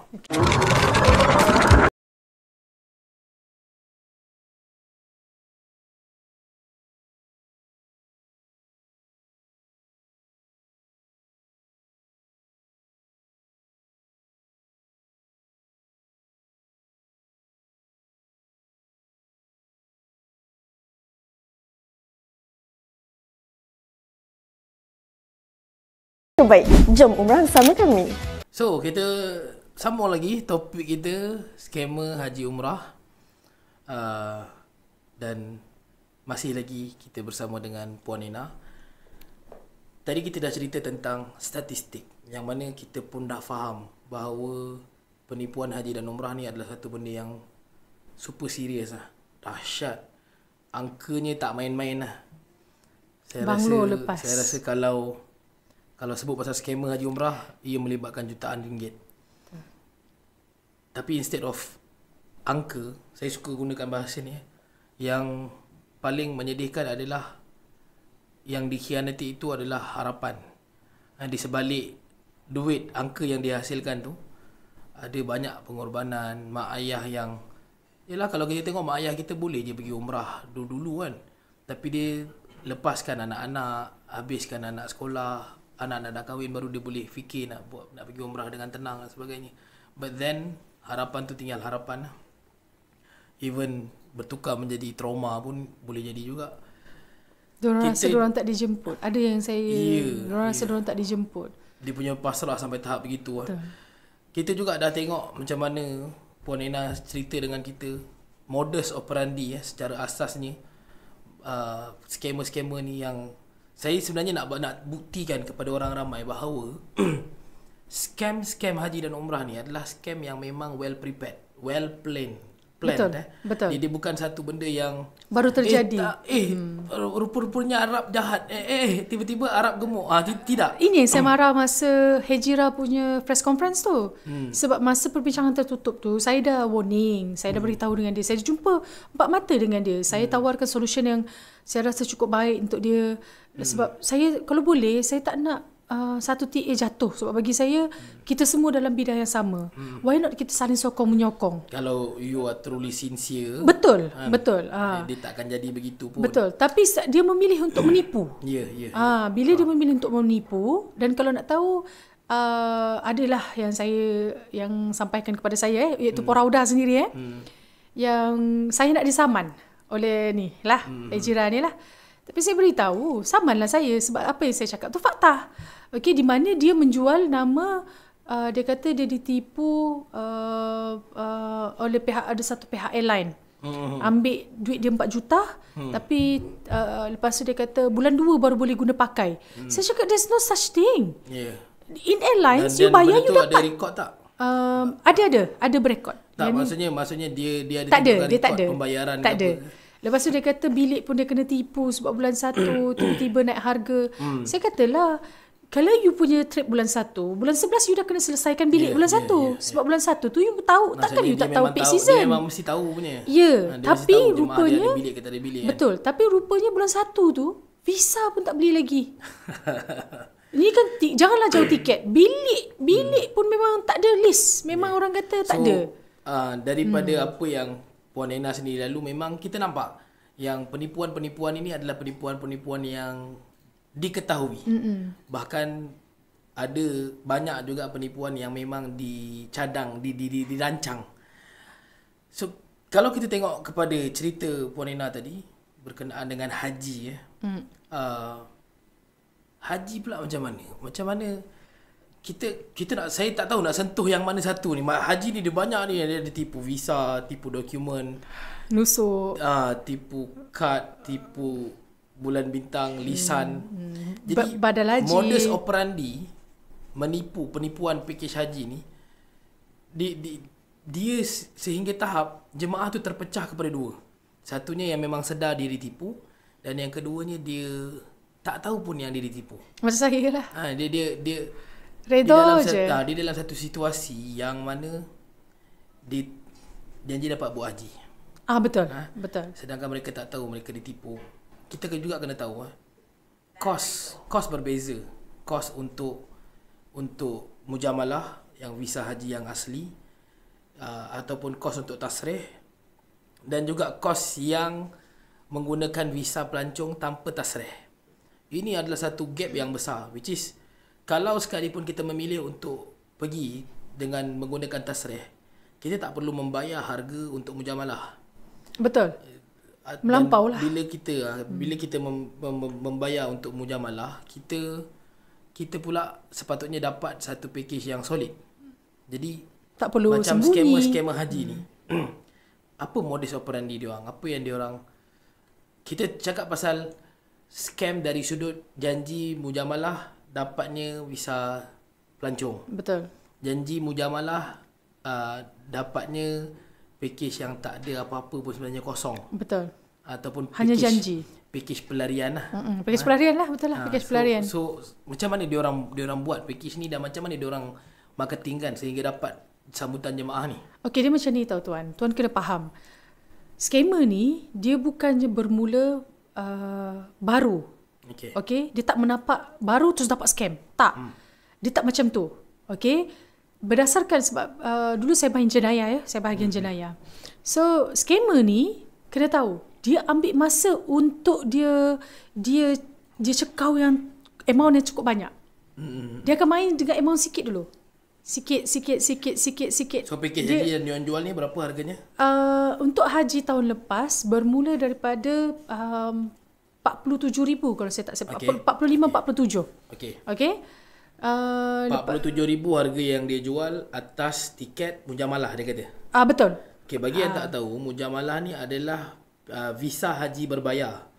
Visa haji tambahan daripada kota yang dikurniakan kepada negara-negara. Kalau menggunakan kota negara, package haji yang paling murah untuk tabung haji berapa? Tabung haji saya tak tahu. Saya rasa dalam 15,000 ke 20,000. Oh ya, betul. Ada yang naik baru-baru ni yang orang marah tu kan. Itu yang subsidi itulah. Kalau yang full amount dia kena bayar dalam 35,000 kalau tak silap saya. Betul. Jadi ini harga daripada tabung haji. Tak termasuk visa. Visa tu visa yang dah dikurniakan. Jadi kalau untuk mujamalah, visa tu visa berbayar. Visa tu saja sekitar 45,000. Termasuk dengan nusuk boleh mencecah 60,000 sekali dengan nusuk. Belum lagi masuk package hajinya, tiketnya dan yang lain-lain, makan lagi, bas lagi. Minimum cost 75,000 lah. Kalau dia tak pakai visa haji tu, dia sepatutnya menjimatkan lebih 60,000 lah. 15,000 saja. So sekarang ni yang dijual pula 45,000 dengan tiket mujamalah. Betul. 45,000 dan dia kata dia pakai visa. Bukan, dia pakai visa mujamalah atau visa petugas kalau tak silap saya. Visa petugas haji, betul. Visa petugas haji, which is saya tak tahu macam mana wujudnya visa petugas haji ni. Wujud tuan, valid. Visa petugas haji. Betul, valid. Kenapa saya cakap valid? Sebab saya uruskan tahun lepas untuk visa petugas haji. Visa mursyid siyahi? Tak tahu saya, tapi dia dipanggil tak tahu saya. Itu saya kurang pasti, tapi memang visa petugas haji. Okey, yang saya uruskan Amil ni. Amil Mausim ni pekerja haji. Musim haji, pekerja musim haji. Ya, yang tu. Oh, okay. Amil Mausim, dia bukan petugas haji. Dia visa yang bekerja pada musim haji. Betul, visa yang bekerja pada musim haji. Even tabung haji sendiri dia pakai ataupun pos laju. Betul. Yang bertugas dengan bekerja dengan syarikat-syarikat untuk musim haji lah. Betul. Okey, baik. Tapi macam yang saya uruskan tahun lepas, jemaah Indonesia, dia 3 kali terkandas ya, yang ni. Sebab kali pertama kena offload sebab visa dia sebab Indonesia tak boleh nak masuk dah pada masa itu. Okey. So kali kedua kali kedua dia sama juga, visa dia kena edit tapi kantoi. Dia kena hantar balik. Visa kena edit. Betul. Visa dia kena edit. Syarikat skamer ni edit. Syarikat skamer ni edit. Okey. And then kita stop sampai situ. Macam mana mereka berani untuk edit Sedangkan dia tahu sampai di sana mereka perlu melepasi beberapa checkpoint. Even daripada airport sekali. Macam mana dia berani untuk edit visa tu? Dia satu yang masa Macam mana dia boleh nekat untuk buat? Sebab apa tahu? Sebab membalsukan dokumen ni dah sebab dahsyat visa haji tak diguna pakai semasa sini. Masa yang dia terbang, okey, diorang punya MO terbang lebih awal. Duduk lebih awal. So semasa sebab tu package haji dia orang tu dah 42 betul, hari. Betul, 51 hari. Okey, so Jadi terbang jemaah lebih suka awal. lah lama-lama duduk Arab kan. Dapat berkenalan dengan Arab kata. Okey. Memang terbang lebih awal. Maksudnya sebelum tarikh tutup macam sekarang kan, dah di 29 hari bulan hari tu. Ingat tak? 29 hari bulan hari tu kita dah tak boleh dekat area mana-mana tanah haram. Betul? Kita kena keluar secara baik. So dorang masuk secara awal. Tapi bagi saya MO ni kurang bijak lah. Okay. Sebab apa? Dia baru pertama kali nak cuba. Okay. Biasanya dia pergi tahun 2023 kalau tak silap. Dia bawa dalam kuantiti kecil. Okay. Dan sewa rumah di luar daripada tanah haram. Dia datang awal. Sewa rumah luar tanah haram. Betul. Soalan saya, miqat dia kat mana? Itu kena, kalau badal haji pun dia tak boleh nak jawab siapa buat kan. Dam pun dia boleh bawa main. Tahu fadak pun dia boleh bawa main. Ini kan lagi ni. Takkan tak ada satu pun jemaah yang tanya kita ni miqat kat mana? Jangan risau. Dekat dia sentiasa ada jawapan. Sebab tu saya cakap kalau tuan nak visa mujamalah, tanya dia. Dia boleh bagi. Tanya dia. Yalah, sebab dia jemaah masuk daripada masuk awal tu daripada Jeddah lah. Jeddah. Masuk daripada Jeddah. Maksudnya kalau dia masuk daripada Jeddah, miqat dia kat Karnul Manazil atau Yalamlam ke atas. Dia turun Jeddah tapi dia tak masuk Mekah. Dia duduk kat luar tanah haram. So sepanjang itu sepatutnya di dalam ihram haji. Ataupun dia masuk buat umrah dan kemudian dia keluar. Kena buat umrah dulu. Dia bukan buat umrah dulu. So dia datang bawa masuk umrah. Buat umrah dulu. Betul. Dan dia keluar tanah haram. Betul. Dia keluar ke tanah haram. Masa nak buat haji, dia miqat kat mana? Miqat dekat luar tanah haram tu lah. Dan dia akan dibawa masuk terus ke Arafah lah maksudnya. Betul. Okay. So iaitu tahun 2023. Kuantiti kecil saja. 2024 dia berani bawa 5 bas. Okay, dan sebenarnya jemaah dia semua ada dengan saya. Dan which is saya dah serahkan kepada pihak Motek. Saya dah serahkan kepada Menteri Jabatan di Jabatan Agama Islam. Okay, saya dah serahkan Menteri Agama lah. Kementerian Agama, betul. Lepas tu saya dah saya ada 2 langkah je lagi untuk saya tumbangkan dia sebenarnya tahun lepas. Cerita pasal jemaah dia bila dibawa ke sana. Duduk dekat luar. Saya dapat cerita yang dia kurung, dia tak benar. Ini tahun lepas. Yalah, tahun lepas lah. Tahun lepas. Masa tu jemaah macam mana?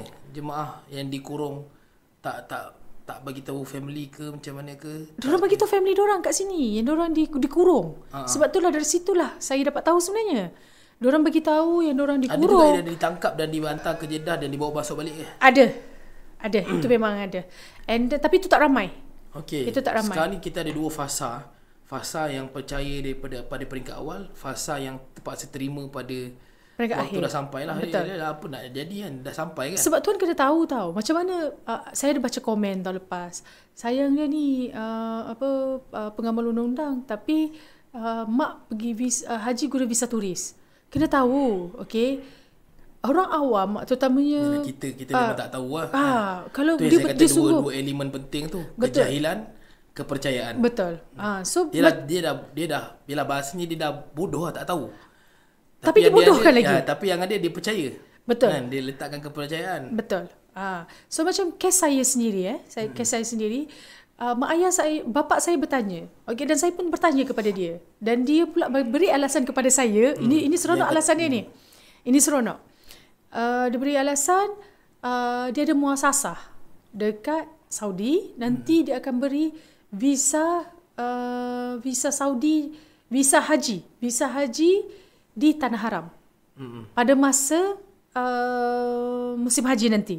So, siapa je yang tak percaya kalau cakap macam tu? Yelah. Sebab dia tayangkan, dia war-warkan yang ground dia hebat, ground yang tu. So dia dah ada, orang kata video, dia dah buat video dah sebagai video bahawasanya dia tu hebat. So siapa je yang tak yakin? Saya rasa tuan pun, kalau tuan bukan di bidang ni, tuan nampak dia, saya rasa tuan mesti yakin. Orang awam, memang betul tak? Tertarik, mesti akan tertarik punya. Bohong kalau tak tertarik. Okay? And then dapat pula dia punya cara menerangkan tu nampak macam lembut, panjang kan? Ya, panjang bersungguh-sungguh. Lembut. Pijak semut tak mati. Walhal kita ni, kita lah tuan saya dengan tuan Farid kenapa kita susah nak terangkan dekat jemaah? Sebab muka kita muka ganas, muka tegas. Yang kalau saya tak suka memang nampak kat muka. Macam tuan sendiri, kalau tuan tak suka saya nampak kat muka tuan. So macam dia, kalau dia tak suka orang tu, dia tetap macam ni. Padahal dia tak suka tu. Okay. So dekat situ dia sebenarnya pandai memainkan body language, mainkan watak. Dia boleh jadi pelakon sebenarnya. Okay. So bila sampai dekat sana, barulah jemaah dapat tahu, dan barulah saya sendiri dapat tahu. Alangkah terkejutnya saya bila saya nampak visa tu diedit di depan mata saya. Yang buat Ina marah sangat ni, visa tu diedit menjadi visa haji. Ya. Yelah, okey. Itu yang saya tanyakan, macam mana dia boleh tega, berani edit visa tu? Duit. Yelah, tak. Duit lah. Yelah, dia kan tahu nanti akan sangkut. Akan sangkut juga, no matter what akan sangkut. Dah visa tu tak boleh pakai dah. pun. Dah sogok dah, apa lagi? Bukti sogok saya ada. Conversation tu semua saya ada. Sampai mana dia boleh, kalau betul dia boleh sogok, kenapa dia sorokkan jemaah dia? Kenapa dia kurung tetap kena sorok jemaah dia sebab kuantiti dia ramai. Ya. Kuantiti dia ramai. So maksudnya dia tu memang dia, tapi dia pun tak confident juga sebenarnya tahun lepas tu. Yelah, dia tak confident juga. Dia try and error lah. Dia try and error. Untung, rugi. Tapi dalam rugi dia pun, dia tetap akan make sure ada untung. Even 10% atau 20%. Dia takkan negatifkan. Dia takkan. Itu bukan dia. Ini bukan scammer-scammer ni. Jangan. Okay, even kes Hejira ni dia tak rugi 100%. Bayangkan kita tengah gesa semua pihak, sampai ke hari ni masih tak ada apa-apa daripada pihak polis. Bayangkan semua. As long as they can hold, they try to hold lah. Betul. Buying time. Kita panggilnya buying time. So, bayangkan, kalaulah satu MO yang sama, kalau dekat sini sama, so maksudnya ini dah jadi satu MO yang diguna pakai, formula yang diguna pakai oleh semua orang. Scammer-scammer ni. Dan kena tahu, yang Hejira ni dengan yang ni anak murid dengan Sifu. Sebab itulah bila saya baca, ada satu statement tu saya tergelak lah baca. Dia melahirkan student-student yang scammer. So dekat sini kan bila saya baca statement tu, saya macam, it's hard to admit, tapi benda tu mungkin saya rasa yang student-student ni tak minta, tapi kemana tumpahnya kuah kalau tak kena nasi. Betul. Okey, so tapi dia berani. So laluan haji tu adalah kalau tak berani, satu. Kalau tahun lepas tu adalah sesi trial yang nampak hikapnya. Semestinya tahun ni dia improvise. Dia dah tak masuk. Dia tak masuk awal dah. Scammer ni, undang-undang ni ataupun kegagalan ni bagi mereka adalah satu study. Betul. Loophole. Dia akan buat lebih baik lagi tahun depan. Betul. Dan kita boleh nampak tahun ni dia lebih garang. Betul. Kalau tahun lepas tu dia boleh senyap-senyap, dia boleh cover, dia boleh jawab tak jawab. Tahun ni dia jawab betul. Kita nampak dia punya berani tu. Tapi tahun lepas pun dia lock sekejap profile dia. Ya. Itulah saya kata tahun lepas. Tahun lepas dia ada mati lock, kejap tau. Dia ada lock sekejap. Tapi tahun ni nampak dia betul-betul gah, berani. Dia memang dah cukup. Kau nak bantah aku apa? Aku ada gambar, aku ada video. Nampak jemaah aku semua buat semua wukuf dan sebagainya. Baik, dari sudut jemaah pula. Kenapa jemaah boleh percaya? Sebab tak sok. Nanti dulu. Dari sudut harga dia tu, orang lain jual package mujamalah 80,000, 90,000, 100,000. Tiba-tiba dia jual 45,000. Dia dihentam, ditekan dengan tekanan fakta daripada orang keliling, daripada page-page keliling, semut berapi, PW dulu. But still Scam no one. Scam no one. Still orang percaya kat dia. Macam mana orang tu boleh percaya kat dia? Sebab tu saya kata pentaksub. Maksudnya dia kat sini dia membina ketaksuban melalui harta-harta yang ditayangkan, melalui gambar-gambar, gambar-gambar agama-agama yang trik ayat-ayat agama. Ayat-ayat emosional Dan dia. kalau tuan pun sedar, sekarang ni society kita bahagian agama ni agak sakit. Kalau tuan nampak pun statistik mencabul, statistik merogol, banyaknya di kalangan Islam, betul tak? Ya, setuju. So dekat sini ada, bayangkan even terang-terangan sekalipun yang penunggang-penunggang agama ni buat, tapi dia tetap still ada penyokong, betul atau tak? So samalah dengan konsepnya dia. Dia dah banner nama ni daripada tahun 2000 berapa lagi? Dekat puluh tahun dah. Okay? 10 tahun dah. Bukan baru dia banner. Okay? So dekat sini dia dah ada database yang orang kata yang taksub dengan dia. Yelah, even kesenduan page-page orang lain pun memainkan peranan. Sebab dia macam ni, bila kita tengok dia post, dia punya support, like, komen tu banyak. Sedangkan bila contoh saya bukan nak kata saya mesti jadi popular, tapi nak dijadikan perbandingan dua orang yang aktif, dia dan saya. Saya pula tak banyak support, tak banyak like, melainkan adalah beberapa several post yang viral kan. Kalau orang yang tak tahu apa-apa, dia akan tengok, nampak dia ni, ramai orang puas hati dengan dia, ramai orang support dia, ustaz ni cakap je pandai, macam tu. Betul. Jadi kat situ juga memainkan peranan lah dari sudut Okay, influence. kalau tuan nak tips daripada saya, satu je saya bagi. Balik ni, tayang apa harta tuan. Jujur. Masalahnya tak ada harta. Sebab kita bukan scammer. Harta yang saya ada adalah kehandsomean dan senyuman saja. Baik, so kita dah sampai penutup. Kita nak masuk kepada penutup kita. Ada pesanan penting yang saya sangat-sangat tagihkan daripada Puan Nina kita. So kita rehat dulu.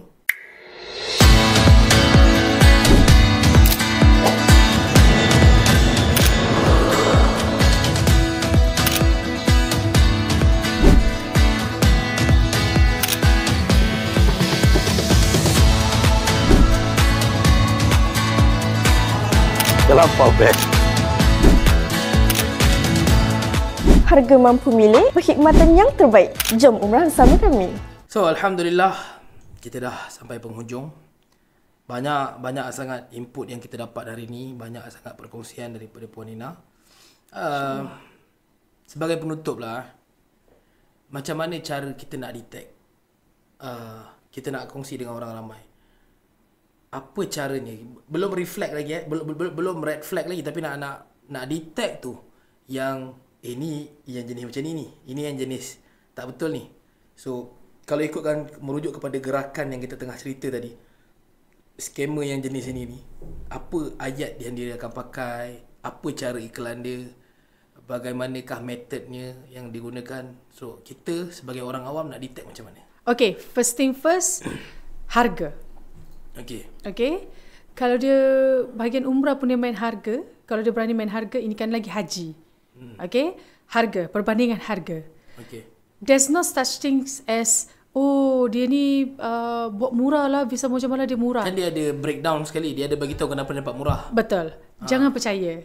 Okay, minta bukti. Sentiasa minta bukti. Tolong orang awam, kalau you dapat apa-apa, sentiasa minta bukti dan sahkan bukti tu di badan berkanun. Maksudnya, rujuklah ke mana-mana. Rujuklah kepada Motek ke, rujuklah kepada orang kata Menteri Agama kita. Rujuk. Kalau saya sendiri, saya akan sarankan dapatkan bukti tu secara bertulis di Facebook. Kalau dia post kat Facebook, komen kat Facebook. Betul. Kan, minta dia terangkan kat Facebook. Jawab kat situ, jangan suruh kita PM. Betul. Kalau PM je, itu red flag nombor 1 lah. Okay, itu red flag nombor 1. Kedua, lepas daripada harga tu, ayat-ayat yang digunakan. Kalau terlalu memujuk, terlalu... Macam mana detect dia punya ayat tu? ayat-ayat dia akan daripada apa yang saya nampak okey, daripada apa yang saya nampak, contoh-contoh ayat dia, Kita nak tolong orang je. kita nak tolong orang je. Tak untung pun tak apa. Betul. Ini je untung saya, jangan percaya. Kalau dia buka satu amount, contohnya 300. Ini je untung dia. Jangan percaya. Itu peniaga yang paling ikhlas. Lillahi ta'ala tu kan. Yang Tak jenis adanya. tak ada untung. Tak apalah ada. saya tolong. Tiba-tiba kan. mes keluar. Tak ada macam tu. Tiba-tiba beli rumah cash. Tak ada macam tu. Okay. So ayat-ayat dia lagi, saya tak faham kenapa orang nak best saya. Padahal niat saya hanya nak bawa semua orang boleh pergi menunaikan umrah dengan harga murah. Semua orang boleh pergi. Macam tu juga dengan haji. Semua orang boleh pergi. Kenapa nak kena bantah saya? Ingat, niat tak menghalalkan cara. Okey, kenapa kalau bagi saya lah tuan, ini pendapat peribadi saya, kalau undang-undang ditetapkan pada masa itu yang terbaik, itulah yang terbaik pada masa itu. Okey? Maksudnya kita kena ikut, sebab itu membezakan kita dengan binatang. Adalah akal fikiran yang sihat. Betul? So yang ketiganya, kalau tanya saya lagi, refleks sangat-sangat kalau dia dah start show off, sama ada melalui harta peribadi ataupun menggunakan ustaz-ustaz yang popular. Adakah mereka menggunakan? Ada. Ada juga? Ada. Cuma tak dipublish? Ada yang dipublishkan. Okey. Saya tak perasan dan saya di blog pun. Ada. Okey.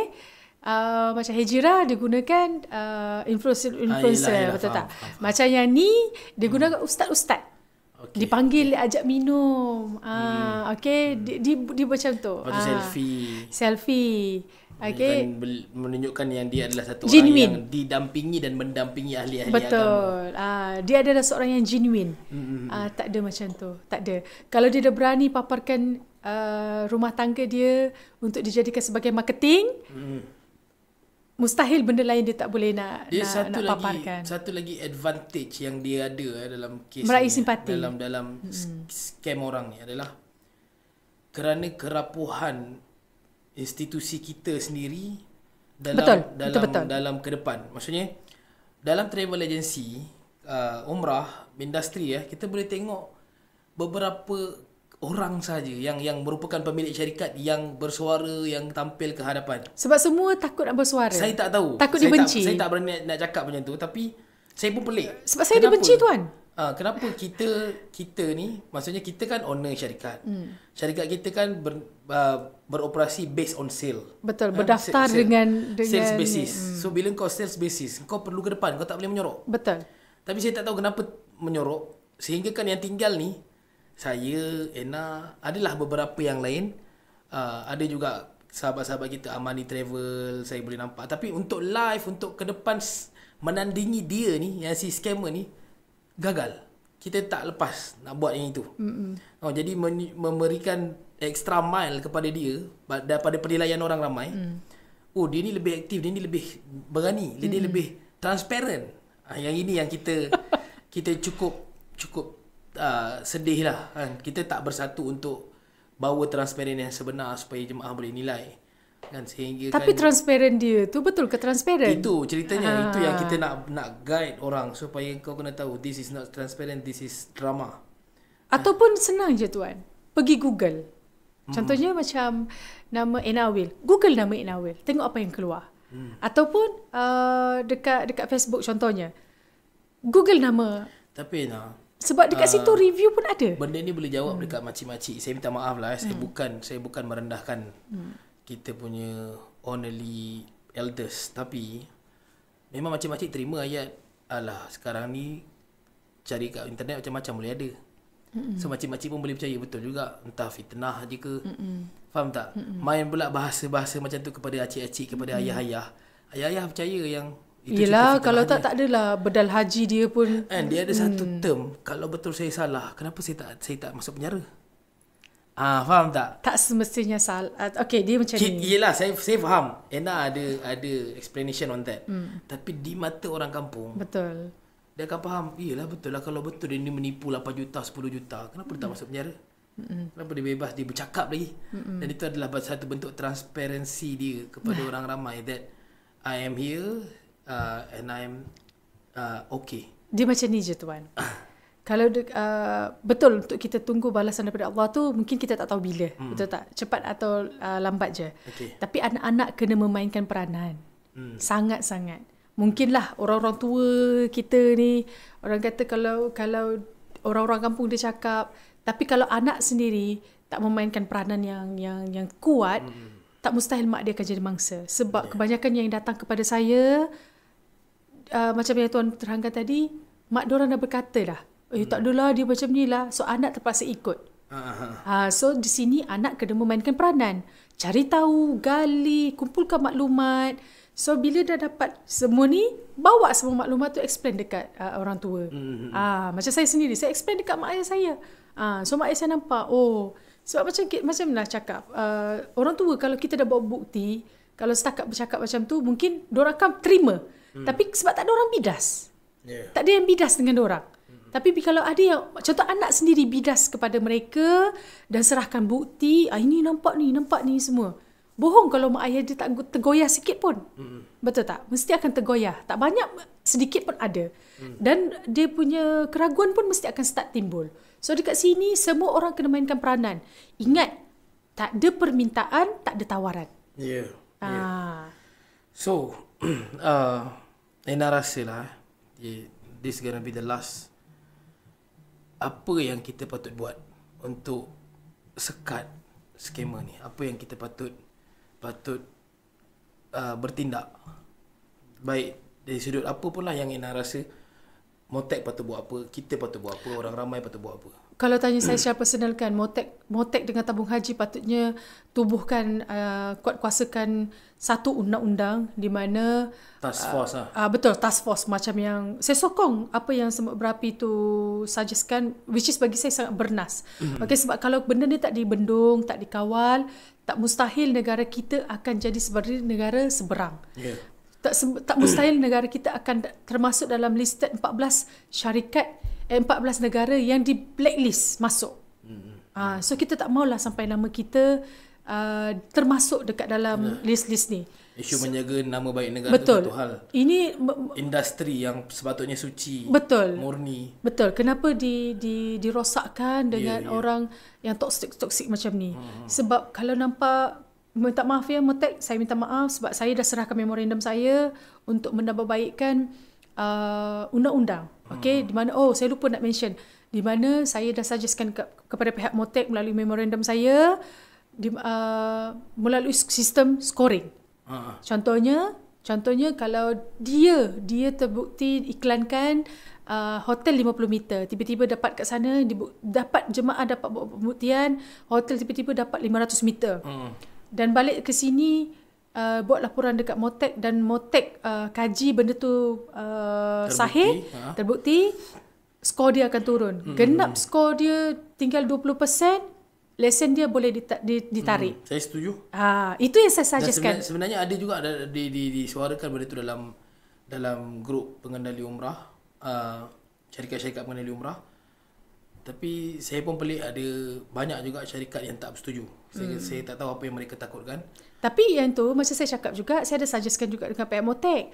Sebab pihak Motek beritahu dekat saya, Puan, ada yang sampai report dekat kami melalui SISPA, ikan tak sedap kat sana pun komplain. So dekat sini, bagi saya it's fair. Mana yang bukan tanggungjawab syarikat, tak payahlah. Ni kita terima report. Tapi macam juga pihak Motek kata, diorang nak tapis komen-komen, laporan-laporan sebegitu, ambil masa. Kena kerja lah. Betul. So dekat sini, apa yang saya suggestkan dengan Motek, tubuhkan satu line. Satu line, macam dalam memorandum saya tu, tubuhkan satu line hanya untuk laporan yang ada bukti saja. Maksudnya, dekat situ kan kalau kita submit apa-apa, kena ada gambar, kena ada buat pembuktian.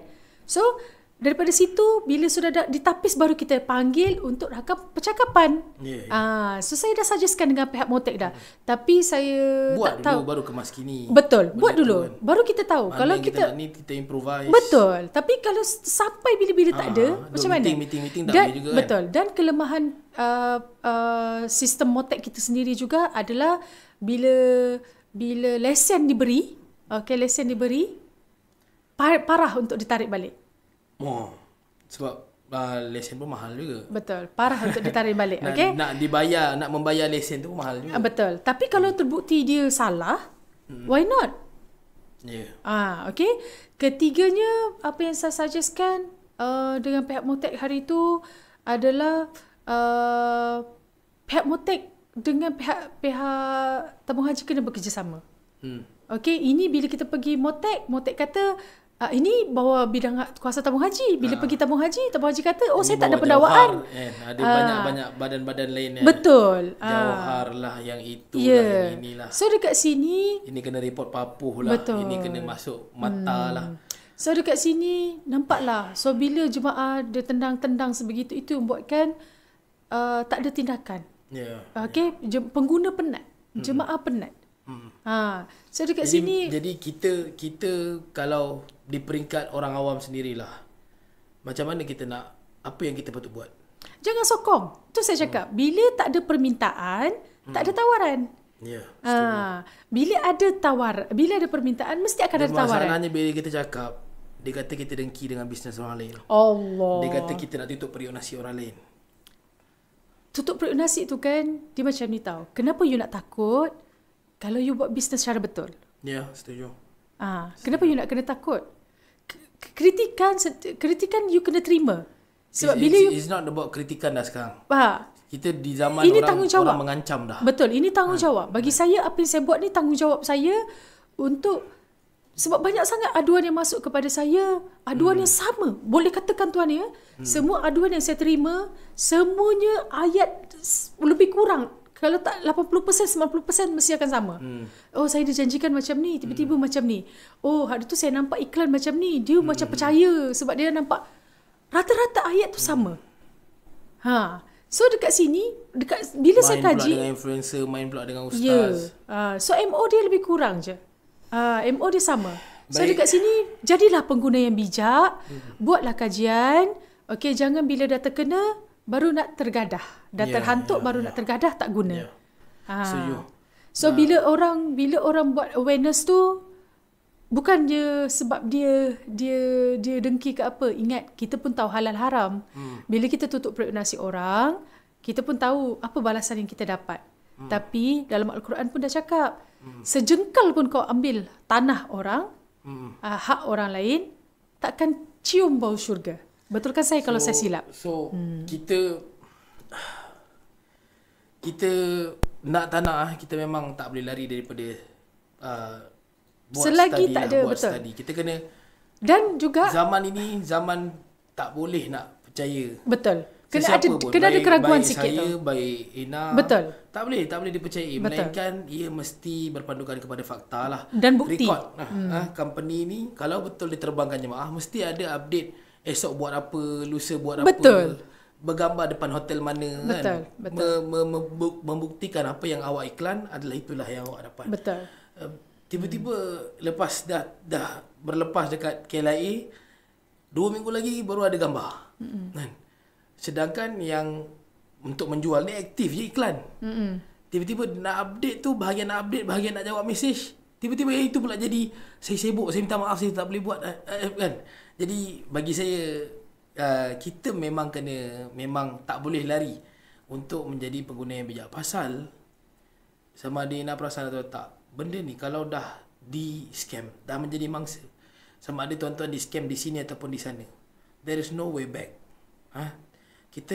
Kalau kita dah kena scam dekat sana, nak tukar hotel tak boleh, nak hadap hari-hari jalan jauh, sedangkan kita nak fokus ibadah.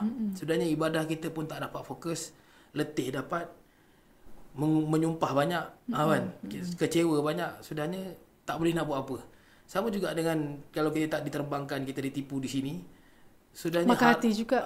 Harapan, duit dan paling kita tak nak trauma tu lah.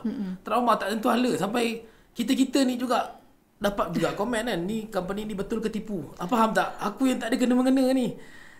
So benda-benda ni lah yang kita kena faham. Kalau kita tak nak jadi orang-orang yang begitu, pasal trauma ni dia punya sakit tu lain. Kita kena buat study. Kalau kita tak reti nak buat study, kita minta anak-anak kita tanya. Macam saya cakap tu. Kita tanya kawan-kawan yang dah pernah pergi umrah. paling mudah pergi dekat Facebook orang tu, pergi tanya dia dekat komen. Tanya. Saya nak tanya, tuan boleh jawab tak? Tengok apa dia jawab. Kan? Tapi kalau dia sudahi dengan PM kami, then maksudnya dia tak nak reveal lah, dia tak nak jujur lah begitu. So anyway, thank you very much. Terima kasih atas kesudian. Saya rasa kita dapat bersama untuk 2 jam kot. Sejam lebih, hampir 2 jam. Fine, insyaAllah ada rezeki kita. Okey, pesanan akhir saya tuan. Okey, sekiranya anda mangsa ditipu, okey, kalau anda rasa anda mangsa tertipu untuk haji dan umrah ni, jangan segan, jangan malu, hubungi saya. Okey, 017, saya bagi nombor saya. Silakan. 017-543-2324. Okey, WhatsApp saja, jangan call saya, WhatsApp saja. Okey. Bukan sebab apa, sebab nak mengelakkan yang trafik yang tinggi lah. Bukan tuan. Kadang-kadang, hello, boleh saya berkenalan tak dengan puan? Oh ya. Allah. WhatsApp saya dulu. WhatsApp saya dulu. InsyaAllah saya akan reply. Okay, ataupun pergi ke page Mind Pro Management. Okay, dekat situ ada link. Ada link admin kami ataupun director kepada salah satu director Mind Pro Management. Boleh kontak, boleh hubungi dan saya, baik Puan Anis ataupun Puan Raudah daripada Raudah Associate bersenang hati untuk membantu jemaah yang tertipu ni ataupun yang terkandas ke ataupun apa-apalah yang melibatkan anda rasa anda ditindas oleh perundangan. Okey, dapatkan bantuan, insya-Allah saya akan bantu. Dan kalau tuan nak tahu, salah satu yang saya buat ya untuk fund kepada ni bukan melalui tabung tapi melalui penjualan tudung saya, brand saya sendiri, dan semua untung tu saya salurkan kepada Mind Pro Management punya account untuk dia bergerak. Okay, dan kita pun tahu semua melibatkan pembayaran zaman sekarang ni. Okay, okay. Dan salah satu lagi usaha saya bawa jubah daripada Mekah, Madinah. Saya sanggup tak bawa barang apa-apa daripada sini. Bawa luggage kosong semata-mata. Jadi personal shopper lah. Ya. Coklat daripada sana saya bawa hanya untuk menampung. Sebab kita cuma minta RM300 daripada jemaah yang macam saya terangkan tadi untuk kos stamping, kos pendaftaran kes dekat Mahkamah Tinggi, bukan kos peguam. Dan runner, semua tu memerlukan kos. Okay? Dan kos tu lagi 200 tu kan total roughly memang akan cecah RM500 tak untuk satu jemaah. So daripada RM200 tu itu yang diambil daripada tabung-tabung ni. Tapi saya tak akan buka. Macam saya cakap, kalau membeli sambil beramal. Okey, membeli sambil beramal di mana awak dapat barang awak, kita ada bahagian kita lah. Tapi untung tu memang saya salurkan kepada charity lah. Maksudnya sebab apa? Mak saya dah warning. Mak saya garang, mak saya dah warning. Masa tu ada orang suggest dekat saya sebab saya tak dapat nak cover RM200. Darablah dengan 1,000 jemaah. Banyak tuan. Okey, masa tu mak saya tengah masak kat dapur. Dia kata, dia keluar dengan sudip dia tunjuk saya. Dia kata, kalau kau minta duit daripada jemaah, aku ketok kau pakai ni. So dekat situ saya masih ingat cakap mak saya. So dekat sini masa saya cakap, tuan, kita bantras skamer, okey, perangi skamer, jangan jadi mangsa skamer, pertahankan hak, okey, dan jangan sesekali takut kalau anda nak disaman. Jangan takut dengan perkataan saman. Sebab sesiapa pun boleh saman, tapi satu je saya nak tanya. Kamera kat situ ke? Strong ke saman anda? Ya. Saman memang boleh saman kan? Betul, saman boleh saman. Siapa-siapa boleh saman. Betul. Okey, tapi once kita akan tahu bila kita buat penafian saman. Kalau tak ada asas, bila kita buat penafian saman, hakim pun akan tengok. Ceroboh rumah kita boleh saman betul. Kan? Tapi menang tak menang tu belakang cerita. Betul. So jangan takut dengan saman. Jangan takut dengan saman. Kita adalah rakyat kepada negara yang ada undang-undang, berdaulat. Dan kita ada kebebasan bersuara. Di bawah perlembagaan, institusi perlembagaan. So dekat sini pun kita ada hak kita bersuara. Okey, takkanlah pengalaman sendiri tak boleh nak share. Masa yang baik, masa pengalaman baik-baik kita nak orang share. Tapi bila masa untuk kita improve, kita tak target dia attack kita. Tak boleh lah macam tu. Baik, insya-Allah kita jumpa lagi. InsyaAllah ada ruang kita buat topik lain pula. Betul, betul. Kita Sebenarnya, kupas haji ni lebih mendalam. Topik ini pun masih lagi tak terkupas sepenuhnya. Banyak, betul. Kita ada part tu. Kita tunggu part tu, tuan. InsyaAllah. Okay, barakallahu fikum. Subhanakallah wa bihamdika. Asyhadu an la ilaha illa anta. Nastaghfiruka wa natubu ilaik. Wa sallallahu ala khairi khalqi Muhammadin nabil ummi wa ala alihi wa sahbihi wa baraka wa sallam. Assalamualaikum warahmatullahi wabarakatuh. Umrah dan haji niat disempurnakan.